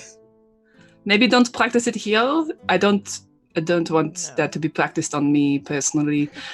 I'm 100% confident it'll work though, so. I have every bit of faith in you. Okay. One question, because it might have gotten lost since the last session, while the two of you are together, is are you going to have the symbol that you found identified, Jules? Oh. Yeah, I forgot about that. Good chat, okay, I'm going to leave now. Oh, wait. Hey, wait. Oh, yes? Did you want to hang out? Yeah. Oh, Yeah, that's yeah. can you look at this? Oh, absolutely. I love to look at things. Oh, this is the weird pokey thing that he was wearing around his neck. Mm-hmm. It's very nice. Does it do Oh, like anything? full magic. Oh, got it. Yeah. Okay. Hold on. Sets up ritual. Okay. Yeah, you cast Identify. It is magic. And fairly powerful too. It seems to have some sort of connection with the holy essence or the natural essence that the orc that was nuking Hilda with Moonbeam was using. And you get this. It is the symbol of the Earth Guardian. Ooh. Which for the chat, I'll go and read. This iron holy amulet is bound in dense thorns. The bearer of the symbol feels a pull to the earth while attuned to the symbol. As long as the bearer stands on natural terrain, dirt, water, grass, unworked stone, etc., you may cast the Druid Craft and Thorn Whip cantrips at will. Additionally, you have 7 charges, which you can use to cast Absorb Elements, Wild Cunning, Moonbeam, Speak with Plants, or Guardian of Nature. This is a lot scarier looking than the holy symbol that you normally wear. But are you allowed to wear 2? Because I think you probably should, because this is a pretty cool one. Is that allowed? Is that cheating? I mean, mine doesn't really... I mean, it doesn't do anything on its own. Well, this one does, let me tell you. Really, And just tells. more of a symbol. So trees like dirt, right? So probably you won't be mad if you wear this, right? Oh, that tracks, I think. Yeah, so here you go. Great. I'm gonna wear it, but I'm also gonna wear my other holy symbol, so I look like I've been to Hot Topic today. Yeah. All right. 2 necklaces. Cool, bye. Also, where's Hilda? Hey, Hilda! I think she's downstairs. She's been like rotating. Goes downstairs. Hey, Hilda, just so you know, I'm in the middle of something, working on it for you. Don't worry. Eventually, once we have more time, got it for you. Yeah, no Present rush. on the way. All right. Thank you. Amazon Prime delivery, so like 2 days. 2 days. All right. That's pretty good. No rush, though. I'm Oh, don't worry. learning a lot from these books, so I feel like good. Oh, adding thank you for another thing talking. might be- Thank you for talking with me the other day. I think I figured something out, so we'll see next time we are into our bowl. Yeah, let's see. Chucks a cup at you. Oh dear! I cast shield. Oh. Yep. So the arcane barrier reflects into place and shatters the cup as it hits it. I think for Mel, it comes off of her like the electro whip that she has. Mhm. So like she's basically built onto the gauntlet. So like she like basically it's a static electricity thing. So like it'll catch it and then like repel it. Cool. Nice. That was awesome. You did so good. Like up in my face! Well, I had to surprise you somehow, so you would. And it totally worked. That was so cool. High five! Think. It clinks because she's wearing the gauntlet. If you're wondering why I would think. Clink. Okay, I'm done. You want to learn other Oh. spells? Maybe I could teach you some. Oh, Probably. I'm willing to try. The whole chanting and the drawing thing and all of that, it's not really my style. But I can try. It did get me a little bit of inspiration to do this. And a couple of other things. We'll see. All right. Thanks, bye. All right, see you later. And now I'm done. All right. So if that's it for your days of resting, we come through the end of the 10-day period or the 6-day period. You're all rested, ready to go, and we'll go and take our break there. So we will come back in a few minutes, everyone, for the continuation, seeing what the vagrants want to do next. Yeah. So I love it. Stay tuned, everyone. And welcome back, Internet. Thanks for hanging out with us on a break. So the vagrants have finished their rest, have incorporated themselves in Quildun with all the tax breaks that will entail, and are ready to get going. So what'd you guys like to do? Where are you going? What's the plan? I think maybe this is something Chad would have done quickly during the week as well, but checked in with the steward or the council and just been like, so where have the most recent sightings of the Midnight Reavers been?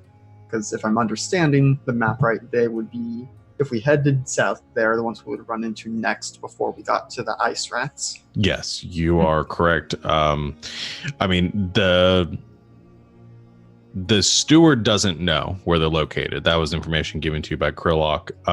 The last, I mean, as far as the steward would know, there have been reported raids by the Midnight Reavers all throughout the countryside south of Quildun. Okay, so I've not scoured my notes, but I remember initially, their MO is they attack cities and towns and they attack small towns, raiding under cover of night. They don't leave a body count or anything. It's mostly just like smash and grab sort of stuff. Okay, but so no reports of this town has been razed because the Midnight Reavers were in the area. No, it's usually like reports of like the next day the farmers or the merchants or whoever will report that their stuff was stolen, and they'll leave like a symbol behind of that they were there. Okay. Well, basically doing what he can to try and get something more specific than just go south. Unless Krillock gave us something more specific. He gave you the name of the city. Yeah, okay. He gave you the name of the town. It was Breck. Yeah. Oh. Oh, sorry, what? It was Breck. That's all. I just wanted to say it because I actually remembered something. Oh, I'm sorry. It's cool. I'm glad he remembered. He did give you the name of the town, though. All right. Yes. Okay, I do see that in my notes now. Okay. So we know where they are. I guess. Are we taking all our horses? We have 6 of them in the wagon. We have a lot of horses, indeed. Well, That's up to you guys. Yes. Yeah, we should probably the wagon and whatever we need for riding. yeah, some supplies and things in the wagon. And then I'm getting ready with the roll table because we know what's coming as soon as we're out of the city. Oh, jeez. More friends! Hey, Sean, I have a question. Yeah. How much money does it cost to craft a common magic item? Not a lot. I mean, I think somewhere around like 50 gold pieces, probably. Cool. Depends on the item. Why? Because I want to craft some potions of healing as we go. Because I have a herbalism kit and I'm an alchemist and I can do that. Nice. Okay. Yeah, you can do that. So does that mean it would cost me 25 gold as an alchemist? Yes. Does that mean it would cost me 12 gold as an alchemist specialist artificer? I meant to say artificer the first time. Because artificers get half. And alchemists get... Oh no, it's just a quarter of the time. And then a half as much of the usual gold. Yeah, it doesn't half again. Okay. Yeah. So 25 gold. Yes. Excellent. Thanks. That's all. Go on, everyone. Is there anything else anyone wanted to do? No. All right. So you're taking the wagon, you said, and enough horses to. Yep. Okay. All right. Well, let's have at it. You reach the edge of the city. Go ahead. Woo! Come on, Gina. For the first time, no Gina. Gina, no! Gina needs to rest. Yeah, we've got a weasel, a boar, and a panther. Ooh. All right.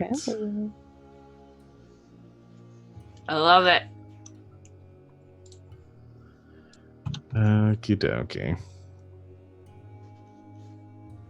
A boar before. Yeah, we've had double boars. We've had a weasel before too.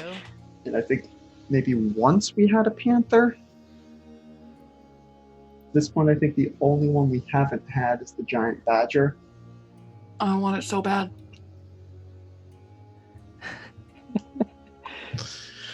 Oh, jeez. Okay. Let me get that again. What were the three? Weasel, boar, and panther. Weasel, boar, and panther.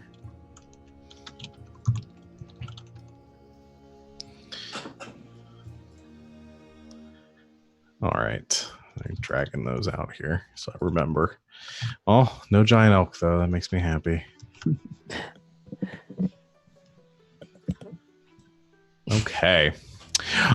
So you come outside the city and draw your 3 new friends from your bag of tricks.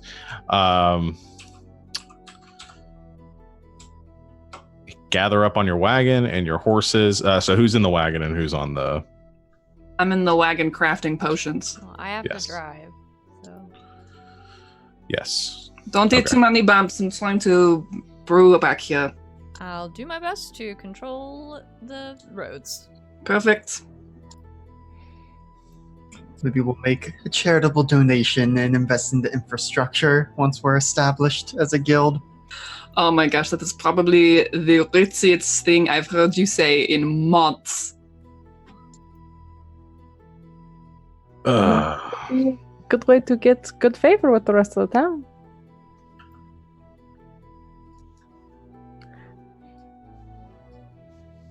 But yes, I imagine then Chad and Hilda are riding some of the horses alongside. Mm-hmm. So as far as the distance here, yeah, it's not gonna. It's only gonna take you about a day to get to Breck. Less than a day, probably. Is one of the horses probably a pony so I can fit on it? And steer it better because I'm a little person. I don't think any of them are ponies, but you could have your saddle outfitted to Okay, fit you. got better. it. All right, sorry to interrupt. You I was can just hang out on the something thinking about. Yeah. Okay. So keeping an eye out, some of you on horseback, some of you on the wagon, you begin to ride south, following the country roads leading towards Breck. And very quickly, you lose sight of the city and the surrounding countryside and gives way to this relatively flat landscape. A few small like groves of trees poking up around. You have a single road that is guiding you in your towards your destination. I'd like I'd like at least one, I'll say 1 or 2 people to make perception checks who are going to be keeping lookout while you guys are riding. I'm busy, otherwise I would say I would. Yes. And you can make your check too if you want to for your crafting. I would love to, even though it only takes me 4 hours anyway. 14. What DC for a common one should be on there. I don't have the thing. Oh, it's a 15. For once in my life, I failed it. You did, but I don't think it'll matter that much. Poof, it's done in 4 hours. Yeah. So yeah, I'll say you're able to make the one common. Okay. Oh, okay. I thought if we were traveling for a day, I'd be able to make 2, but I will dial it back. I'll say you make the one. Well, you've made the one right now. We get to here in a second. Oh, in case something happens, I see. We'll see. All right, I'm gonna roll perception. Me too. Ooh, really good. 18. 21. 18, 21. Okay. The two of you are keeping an eye out on the wagon best you can, riding forward. And you come up to a grove of trees that the road leads you through. And as you are riding through, a little bit of cloud cover that you have is sort of creating some shadows. It's fairly darkened underneath the trees themselves. Who rolled the 21? Jules. Me. Jules. Okay. You notice it first, but I think Hilda, you pick up on it too. In the darkness of the tree lines, as you are riding past, you notice something like looking out at you from the shadows. You see two reflected, sort of orange-hued eyes, giving locked on to your passing. I'm gonna give everyone a heads up. And as you're watching it, you see a form sort of push itself out. You see the head of a horse, a very dark horse with a white mane, kind of push itself out and come slowly walking out into the clearing. And it at first sort of disarming until the horse stands on its back two legs. And you see that this horse entity is wearing armor and has a massive shield that it is carrying next to it and dragging a three-pronged flail behind it. And as it snorts, you see smoke coming from its nostrils. It seems like a natural fire within it. And it gives this horrific, unearthly roar as it comes charging in your direction as fast as it can. Oh no. On two legs? Wait. On two legs. What? But it runs very quickly. I hate this. And I'm going to bring us to... Oh, I forgot to ask. You guys are taking Paul with you, right? Please. Mhm. He wants to come. Yeah. Well, we'll say that's happening. Okay, I'm going to bring you guys over to the map. I mean, does he want to come? Yeah, he'll come with you guys. Okay, good. He likes you, I guess. That's nice. I like it too. Let's get some battle music going. I forgot to put the wagon down, but it's not going to make that much of a difference anyway. Who wants to control which animal?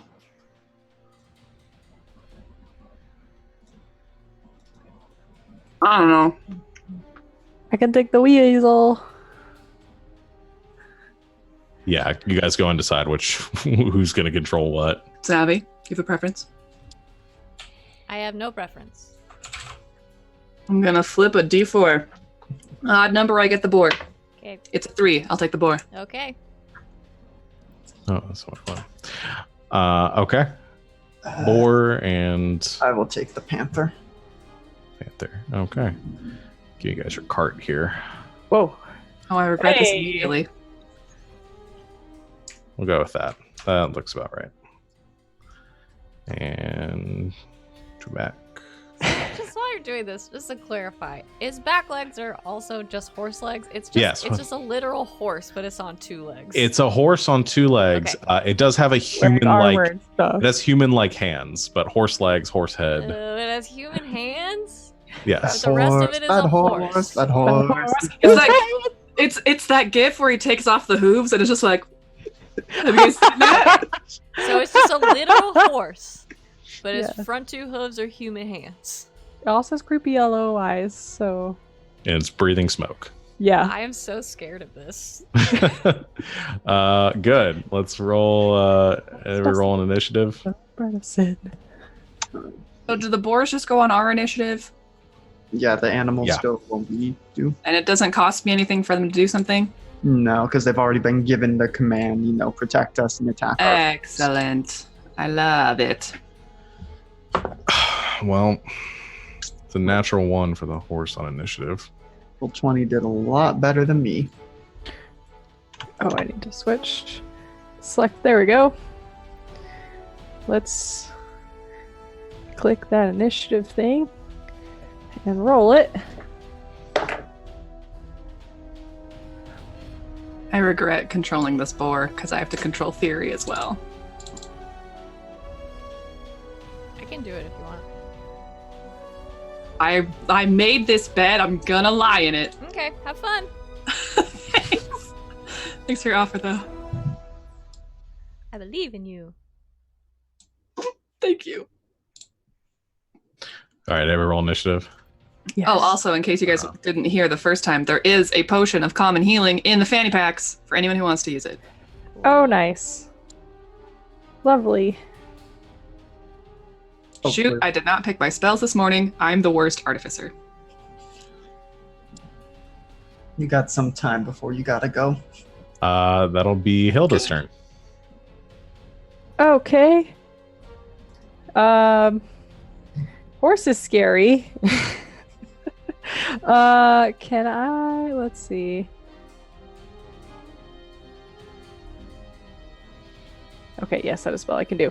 I am going to cast blindness deafness on that horse thing that's charging us. Is that the accurate distance? Like, is that where it's at? Yes, that is where it's At at. this moment. Okay. Yeah, so I can. Yeah, I could do that. So let me click the thing at 2nd level.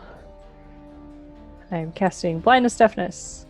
So that okay. So the creature needs to make a Constitution saving throw. All right, Constitution saving throw. That is a 28. Oh, dang, my dude. He's fine. I'll think of a question to ask in just a moment. Okay. I'm gonna have the weasel come scurry over to me, and it can't do anything yet. If the horse gets close, I'm gonna have the weasel try to jump and bite it. Okay. That'll be Paul's turn. I think Paul signed something along the lines of "What the fuck," and kind of moves over this way. Doesn't really want to tangle with the horse, and is going to shoot a crossbow bolt at it. That is going to miss, though. He fires his light crossbow. The bolt hits and deflects off the armor that this horse is wearing.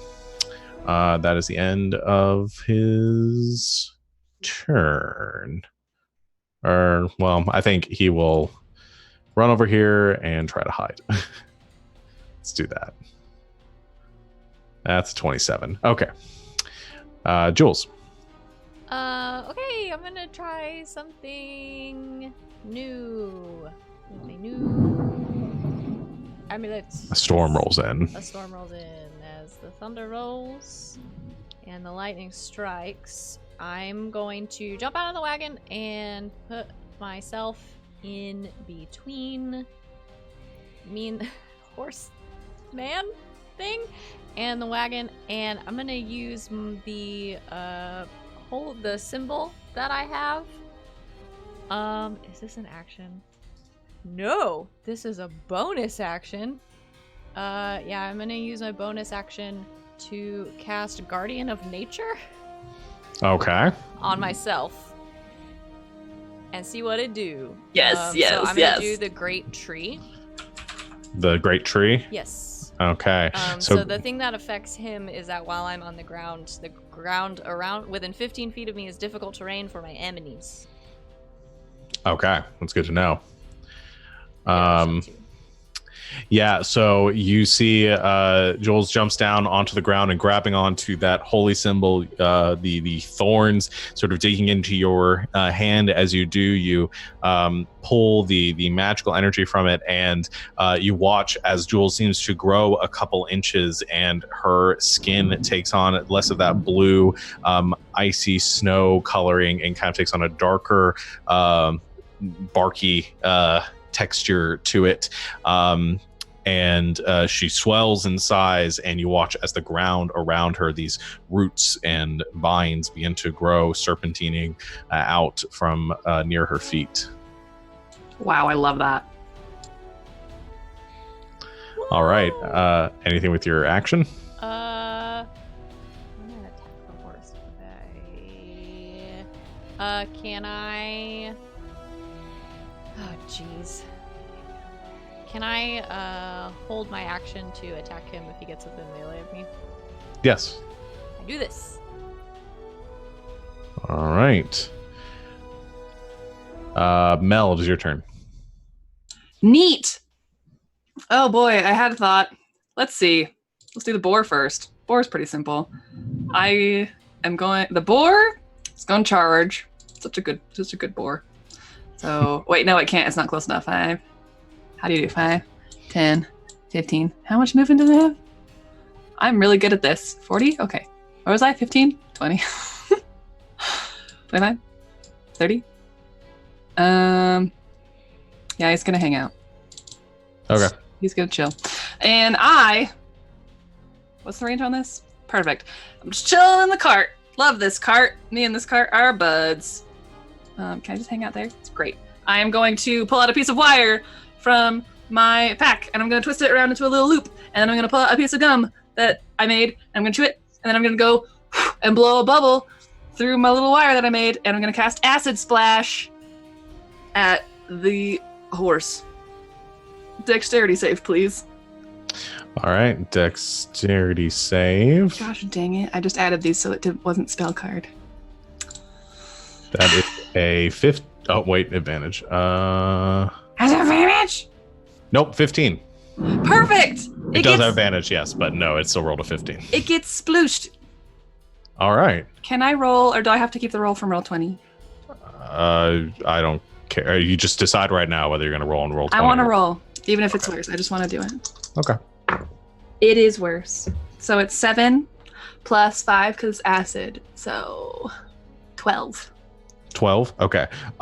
It hits the horse. It does not seem to do as much damage as you hope.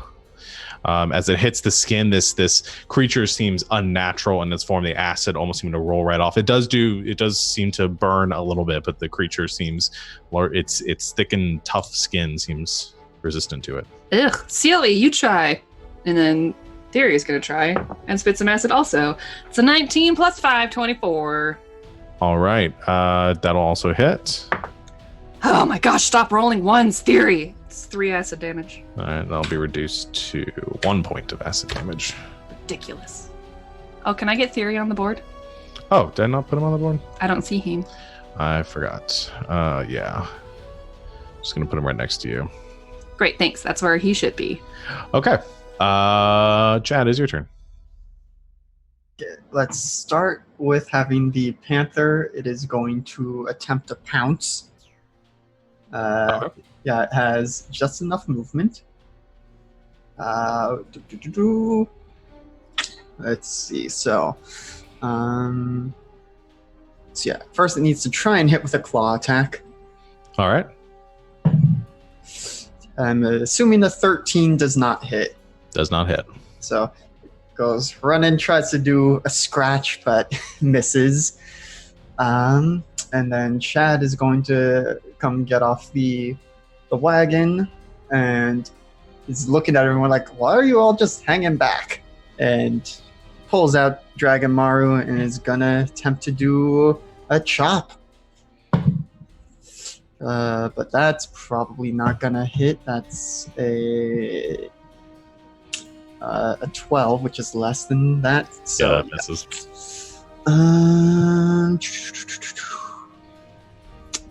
Let's see. I have my next attack, but I think I am going to use a superiority die to do a fainting attack to give myself advantage. Chad faints. Okay. Yes. It's got the goat horns. Well, those were even worse. So, it was like what's math? 13 to hit or something? No, that misses. Yeah. Well, that's not great. I rolled a 3 and a 6 on my advantage dice. Yikes. Well, do I want to burn everything right now? We're just gonna rest. Yeah, I'm going to do an action search because I really want to hit this thing. But I'm cycling through my d20s again. First attack. That's much better. That's a 24. Which die was that? My first d20. Dang it. That'll hit. But Great Weapon Master to reroll that damage. Nope, same thing, and I don't think I get to reroll. Let me double check. Yes, even if it is a 1 or a 2. So that is 6 slashing damage. Okay. And my That's with Dragon Maru, you said? and with my second attack with it, dirty 20. That'll hit. That's a little bit better. That is 8 slashing damage. All right. 8 points slashing. All right. First points on the board. I was going to say first blood, but I forgot I did the acid damage last time. Okay. That's it for Chad's turn. Correct. All right. Now it is Horsey's turn. First thing it's going to do is pull up its mace and swing down at the annoying panther in front of it. That's going to hit with a 29. Yeah, that hits. That's 17 bludgeoning and 15 acid. It is gone. Poof. And it just destroys the panther in a single hit, raking it across the flail across the ground. Then snorts once again, and instead of hitting with the flail, its mouth opens wide and it goes to bite at Chad. And it's going to choose to have advantage on this roll.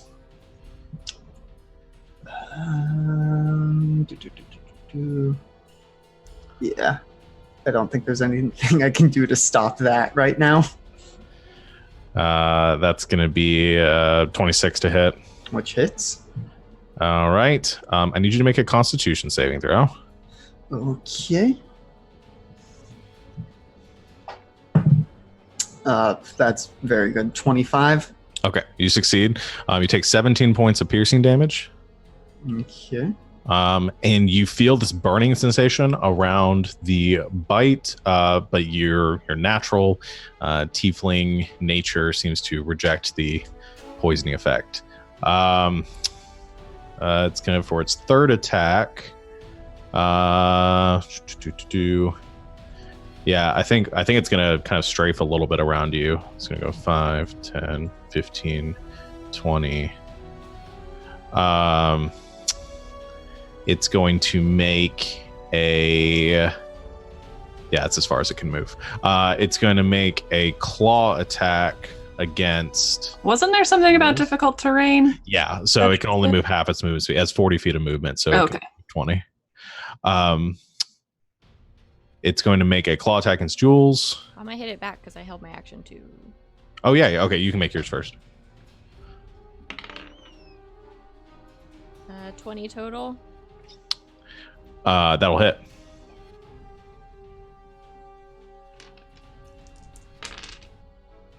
That's not very good. That's 5 bludgeoning and 4 radiant damage. Okay. 5 plus 9. All right. Check whether the. My mace is magical now, right? Yes, it is. Yes. Which does help. It's gonna make a claw attack against you. It's a 29 to hit. Yeah. For 12 slashing. Okay. And then it makes its last attack. It's gonna do a stomp attack against.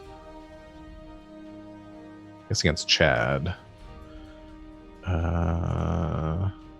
That's an 18 to hit. I think that misses you now. Misses, and I'm going to use one of my new maneuvers to repost. And Okay. my reaction to hit it back. Nice. 22 to hit. That'll hit. Ooh, that's max damage. 16 slashing. Nice. 16 slashing. Okay, cool. Well, that ends its turn. And as it ends its turn, you all hear this voice in your heads. This telepathic, raspy voice that says,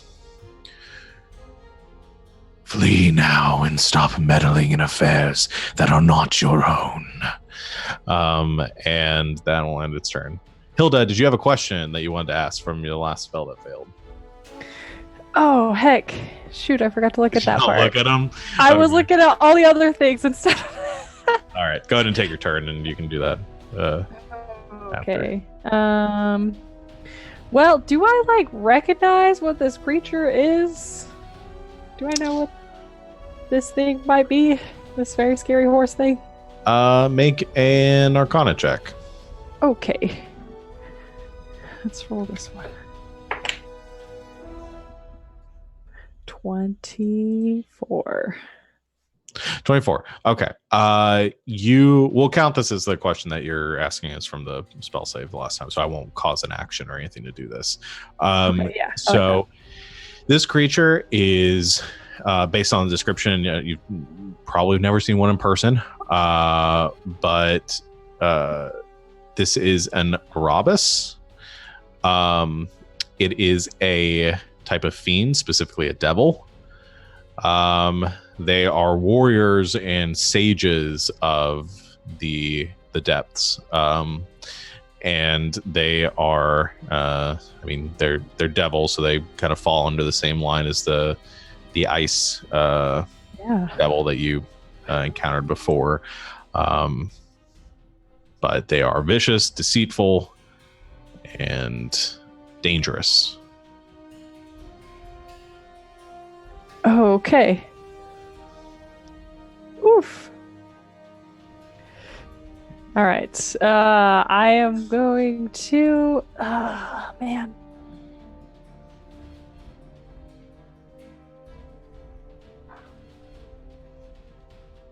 I'm going to cast a magic missile at it. Okay. Just at first level. All right. So Go roll your damage. Roll. It's a D. Where's the D4? Okay, 1. Okay, 4. 9 force damage. All right, 9 points of force damage. All 3 bolts hit, striking the Erebus and dealing damage. Seems to affect it. Okay.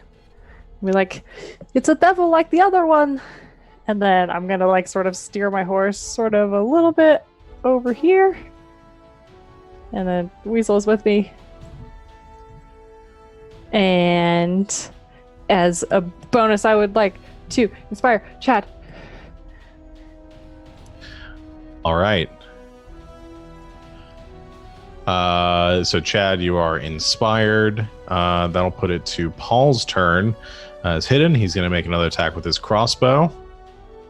Have advantage because it's hidden. Holy crap. Even with advantage. That's a 12. That misses. Okay.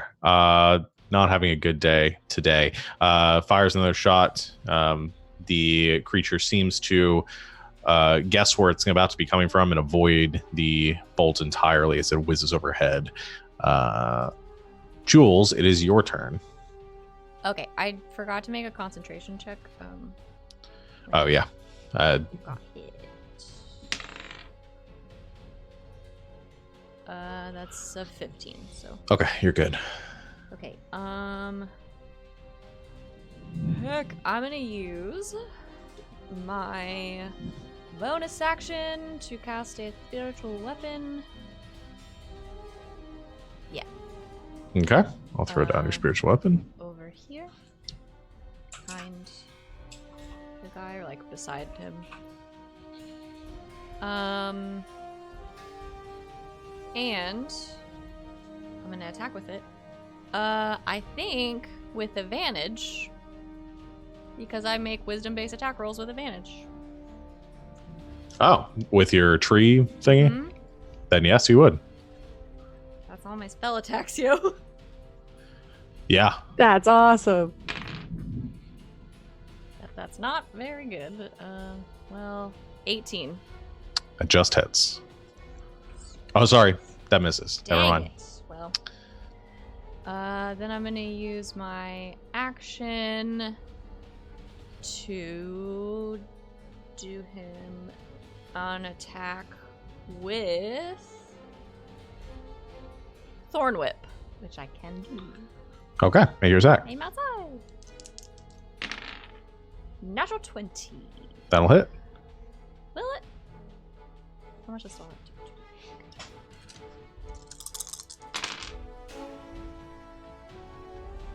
That's 14, I think, piercing damage. Okay, 14 Yes. points piercing damage. Nice.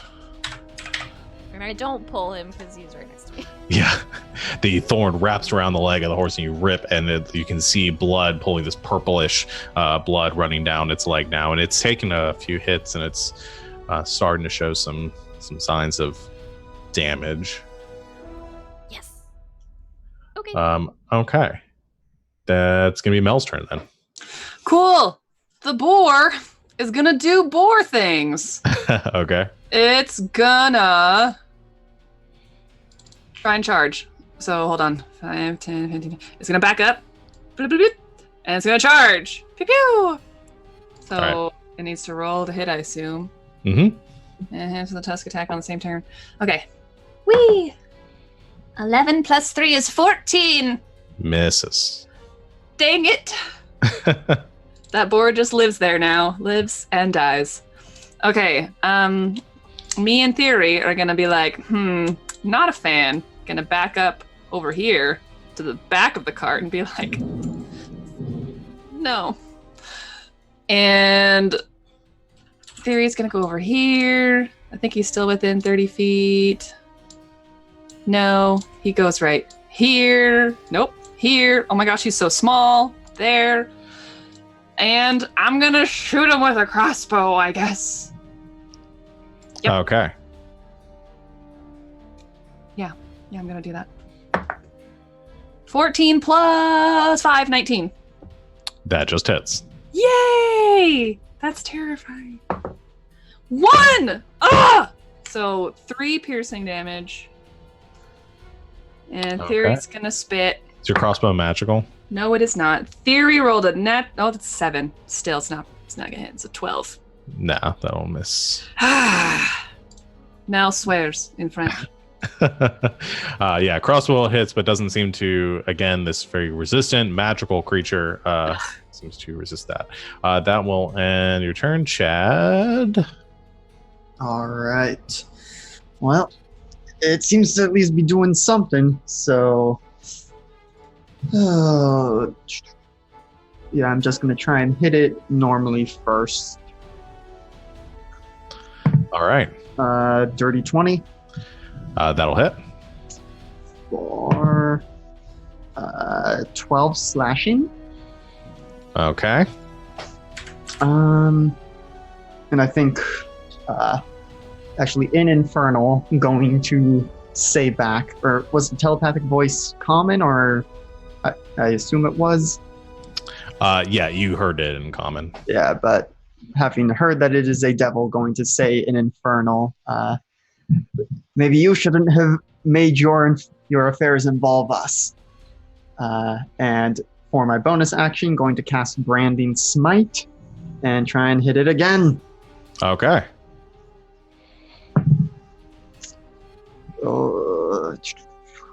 How much is the inspiration? For Hilda? How much is your inspiration? It's a D6. D6? Yes. Okay, so...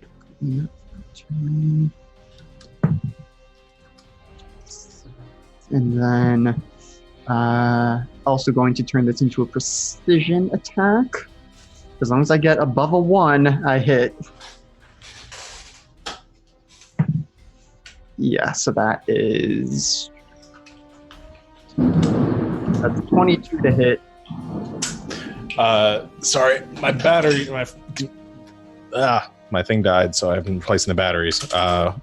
Repeat that again? 22 to hit after like 3 resources. Yes, that hits. Okay, and now let me remember what Branding Smite does. I'm going to roll the damage myself, but I'm just getting the card out there. Nope, that's not what I wanted. I will have to fix that. Okay, so it's going to be 2d6 radiant on top of this damage. Okay. That is 13 slashing plus 8 radiant. Okay. 13 slashing and 8. Yes. All right. Anything else? Nope, that was everything. Okay. The Arabis is starting to look bloodied. He is after slashing and the thorn whips and everything else going on.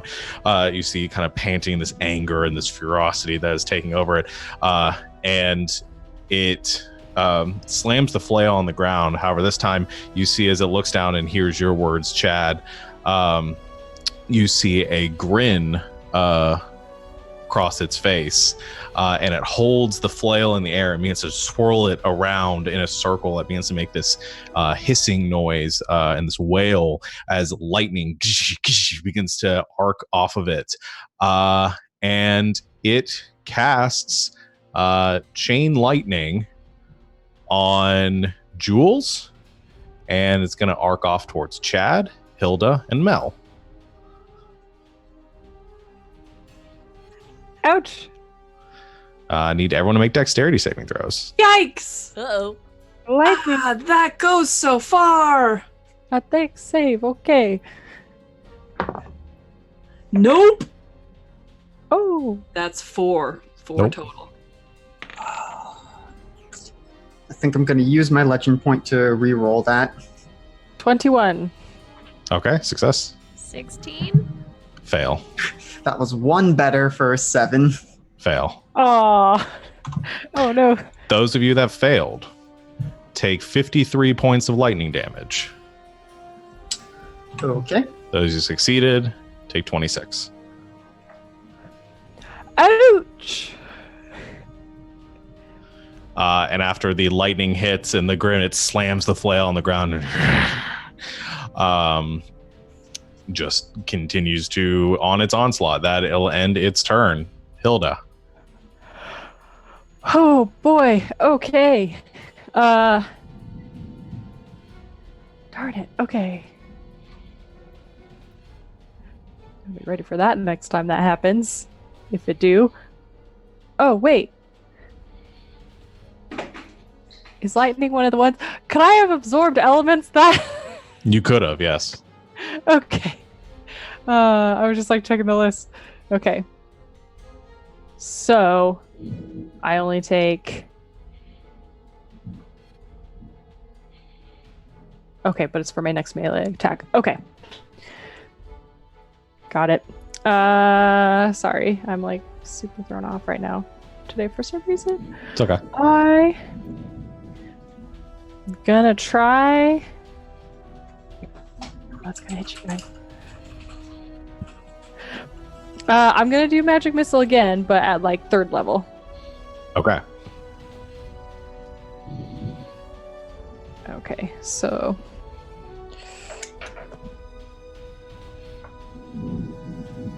so that's 5 of those little darts. So 2. I'm rolling so badly. That can't 6. 6 force damage. Jeez, yeah, that was bad. I rolled like all ones. Dang it. Okay. And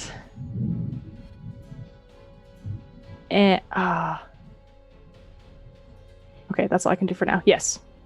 Okay. It is Paul's turn. Just gonna try again. The crossbow. Regular attack this time. That's a 9. Jeez, he is rolling so bad. Okay. He fires again. I think he's gonna run over here. Oops. 15, 20, 25, 30. Over the cart, seeing what happened and being a little worried about Mel. Jules, it is your turn. Okay. I am going to.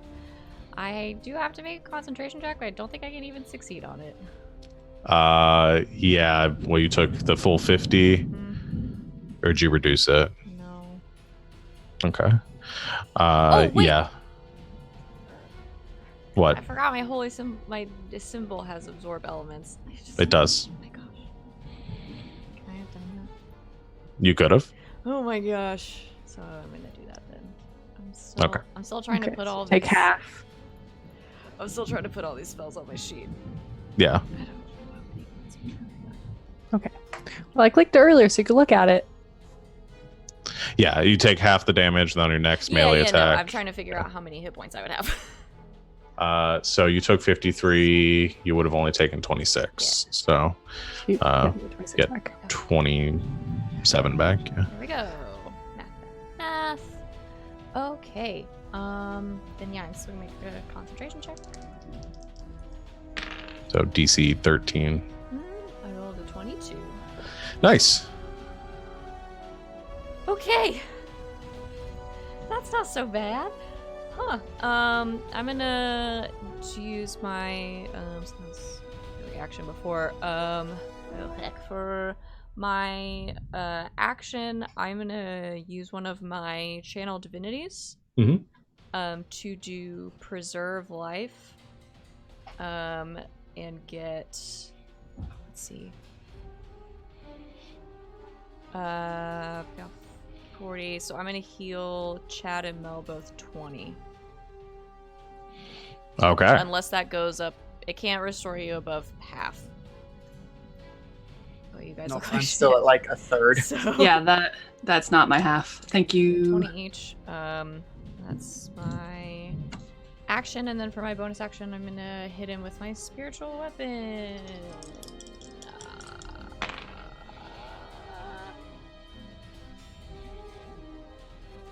23. All right. 2 hits. Yeah, that'll hit. Sorry, I was looking at something else. Yeah. Okay. That's 7. Oh my god, I can't ever remember how this spell works. I don't know why. It's like I've never played a cleric before. 12 force damage. All right. 12 points of force damage. Okay. Oh, beans.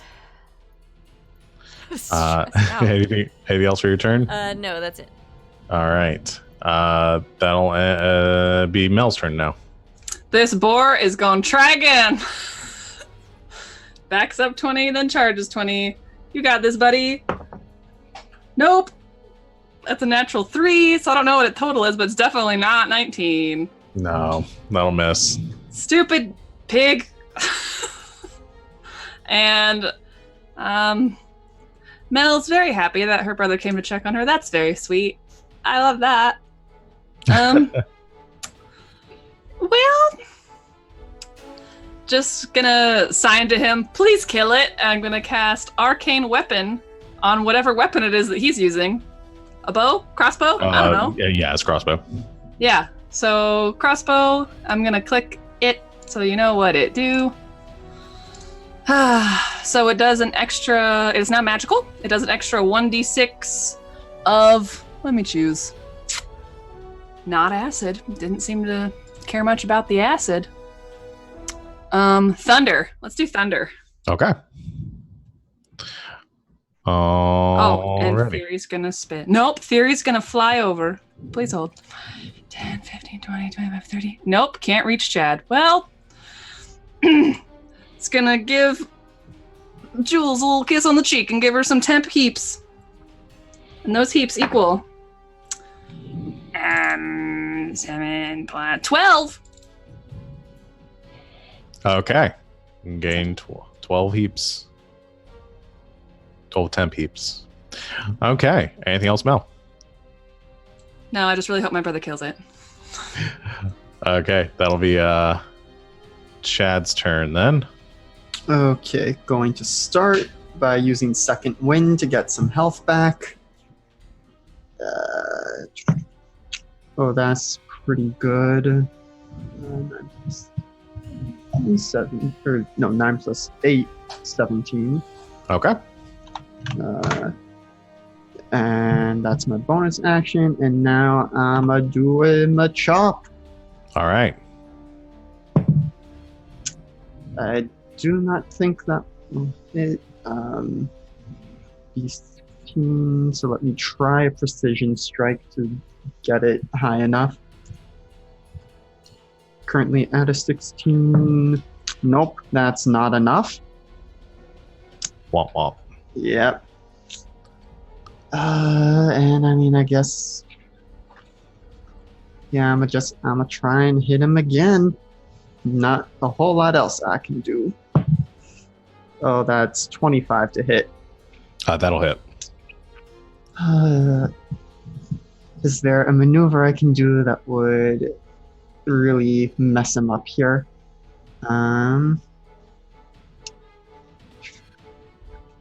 Yeah, I'm gonna do a. Who's next?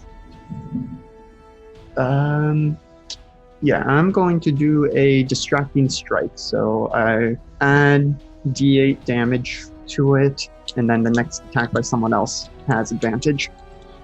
Okay. That is 15 slashing damage. Oof. All right. All right, 50 slash has disadvantage now on attack rolls against The creatures. next attack roll against him has advantage. Oh, He's gotcha. the one that makes it so that he has to attack me or have disadvantage, but I'm hoping that with Paul's arcane weapon and some good sneak attack. Yeah. About that. And about the card. So you're not going to be able to cast arcane weapon on Paul. Yeah. Mel pulls out a cartridge and is like, wait, that's only my crossbow that does that. Oops. Yeah. I cast it on yours. Just kidding. I'm going to cure wounds myself. Okay. That's fine. Thanks. Bye. All right. Is the creature's turn? Well, does it want to? Yeah, I think it's just going to do this again. Yep, it holds the flail above its head and begins to swirl it around in a circle one more time, and lightning begins to arc off of it. I call No, because I count counterspell. You can attempt to counterspell it. I Yes, count please. counterspell at 4th level. At 4th level, it is a 6th level spell. Okay. So Oh, you need to make an intelligence check. Okay. You can do it. Also, I DC. meant to run farther away, but I didn't, so whoops. DC 16. Okay. Just intelligence? Yep. Well, actually, no, charisma, because your charisma is your... No, which well, Counterspell is a bard spell. bard spell, so charisma. Okay, just a general check. Dang it! I'm gonna use my legend point and Yes, reroll go, that. please save This us. would be a good time Because to I do it. rolled really low. Okay. Oh my gosh, I rolled the exact same thing! No! What'd you Well, roll? 5, so 8. No, it's not going to be enough. Alright.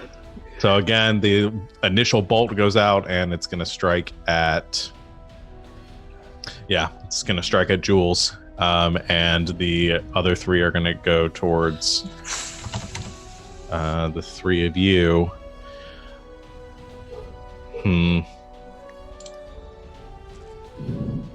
Yeah, that's what's going to happen. Okay. Okay. Everybody make a dexterity saving throw. 8. Fail. Can I cast absorb elements again? Yes, you can. 17. That is a fail. Well, Dang it, I'm that's dead. what I got as well. I got a 13, and I'm gonna use my legend point. Legend points. I rolled an 11 again for a total of 13. I think our legend points are cursed. We all just rolled the exact same thing. Yeah.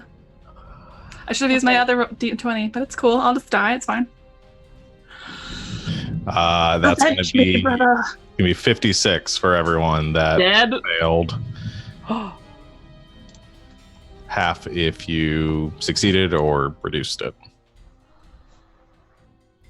Y'all. Chad's down. I think most of us are down. Uh-huh. I think I'm still up. Oh my gosh, Jules.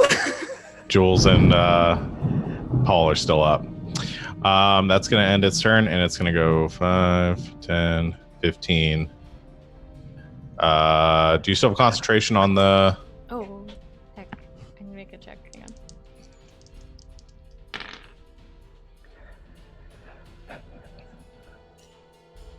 I rolled a 15. You took half damage, so Yes. you're good. Yeah, you still have. So, so 5, 15, 20. That's as far as he can go. Wait, hold on. 5, 10, 15, 20. Yeah. All right. That's going to end his turn. Death save from Hilda. Okay, I'm not gonna roll that one. Let's try this die. 8. Okay, that's a fail. Paul's turn. He is going to make a medicine check on. Oh, no!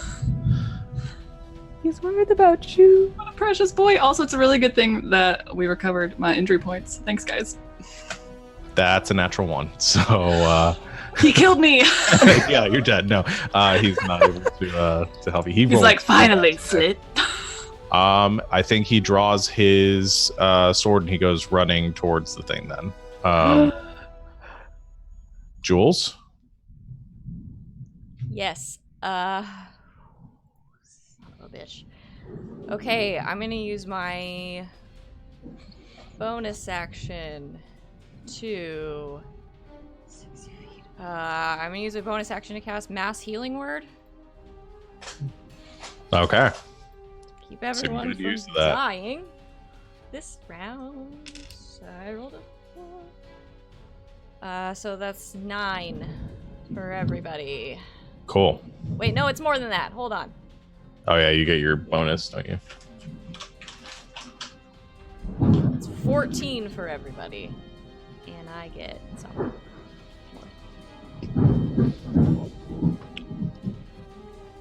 Jesus, nuts out there. Okay. Yeah. I'm gonna try to figure out how many points I have now. Okay. Paul's in that too. I was at 15. What'd you say it was? Hang on. 14 health for us. 14. I'm alive. Yeah, 14 for you guys. Bless you. Okay. And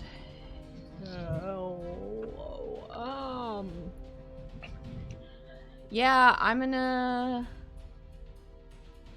Oh, I still have the lightning. I'm gonna try to hit him. I'm gonna run up and try to hit him with my mace. With advantage, because I did a distract. I have, yes, that written down. Like, yeah. Okay. Okay, 21? That'll hit. Okay, so I get...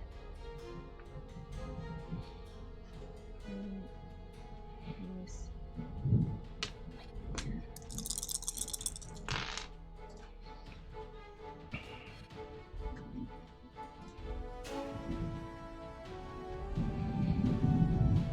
It's 17 damage total.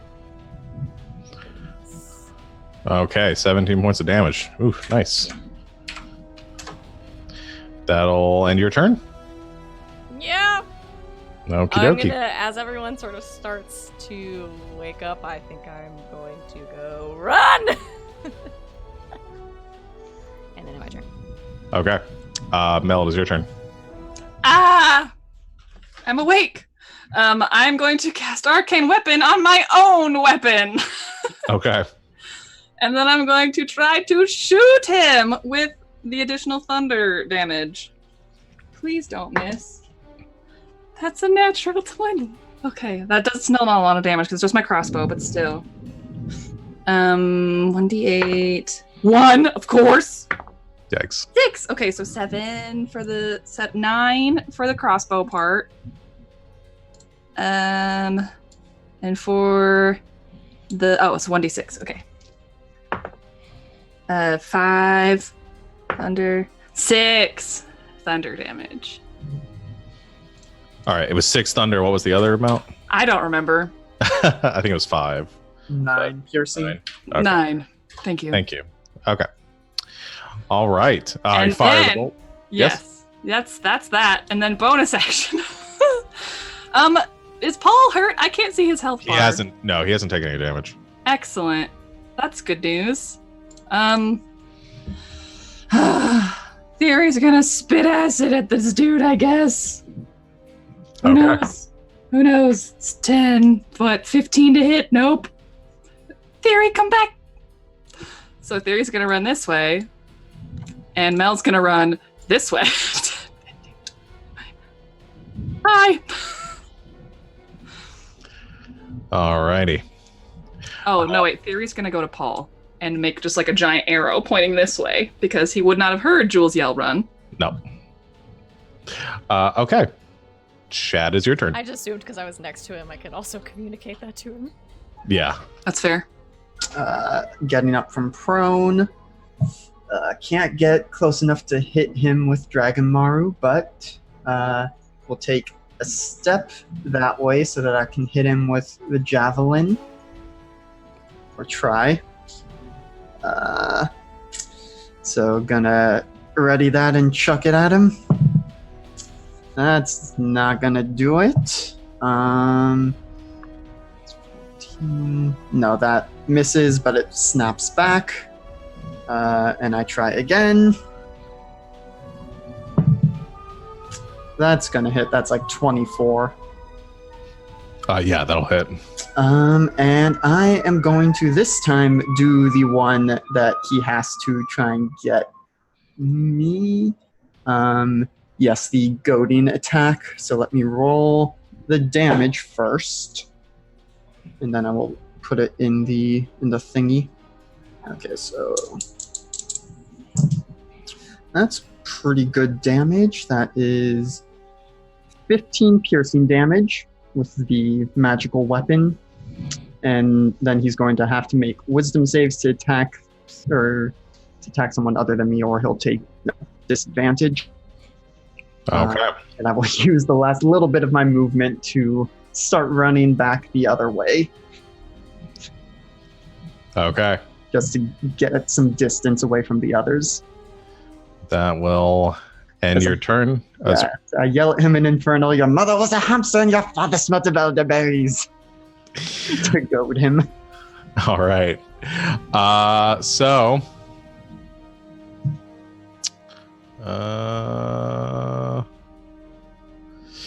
Okay. Here's what happens. The horseman, once again, taking the hits, looking kind of rough at this point, picks up his flail and begins to swing it overhead one more time, as the electricity begins to course around the edges of the metal and spark across the ground, and you all prepare yourselves. However, there's a moment of hesitation, and he stops, and the flail falls to the ground. He relaxing at his side, and in that same telepathic voice looks over all of you, lingering on Paul for a second, and says, "I will find you again." And there is a crack of fire as a portal opens up, and he steps through it and teleports away.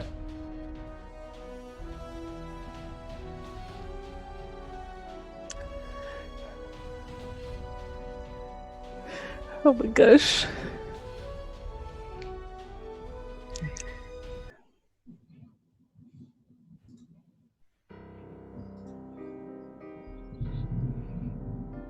Everyone survive? I don't think anyone's okay. No, that was bad. Hey, Paul. What the fuck is going on with you? Paul stares at you, confused, and looking at where the creature disappeared from. That there's now a circular scorch mark on the ground, and signs back. "I have no idea what that was." It was another devil. That's the second one in the vicinity of you, Paul. We need to get you out of here. Now. Do you think it was after me? It sure looked at you for a long time. And none of the others of us have had, devils come out of our brains or whatever, so... And it had the chance to shock you as well, but instead chose not to. I honestly don't know what that thing is and why it's after me, or why that thing came out of me, or I don't know what's going on. Can I insight check him? I Sure. feel really bad about it, but I'm gonna do it anyway. Mel is just gonna, well, I assume we're all gathered together, otherwise Mel's yelling from far away. She goes to him and is just like hugging him tightly. 22.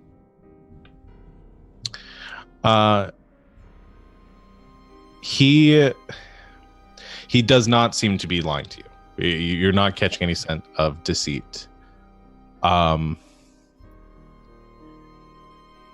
But you do notice that as he looks, and as Mel goes in to hug him, there is a mark, like a brand, on the side of his neck that begins to fade away, and you catch it just as it disappears. Okay. Try to remember what it looks like. In that moment, in the stillness, as the clouds overhead roil over, that's where we're going to end our session for tonight. Stress. Would the nine hells please leave my brother alone? Never. Okay. Well, good game, guys. Oh, man. So we're gonna have to leave on that cliffhanger for the next 2 weeks. Oh, great. Cool. And we'll be back to Thursday, or what day? Today's Saturday. Mm-hmm. I've lost track of time and space and reality. Back on August 3rd. Yeah, we're back on 2 Saturdays from now on the 3rd. Oh, geez, we're already going to be in August. Mm-hmm. Where's the year gone? Okay, yeah, I'm back in 2 weeks. we will, in the meantime, we'll have a stream on Monday and Tuesday for you, and then maybe a craft nights on Thursday. But you can check out the schedule for all that below on our calendar, and get all the deets on when we're going to be going live and what we're going to be doing, when, where. And tomorrow, check out Savannah's going to be running her Apocalypse When game on Encounter Roleplay. Only 2 more weeks of that. Very excited to see how it ends. So yeah, we will we'll see you soon, everyone. And until next time, good game and good night, Internet. Good night, Internet.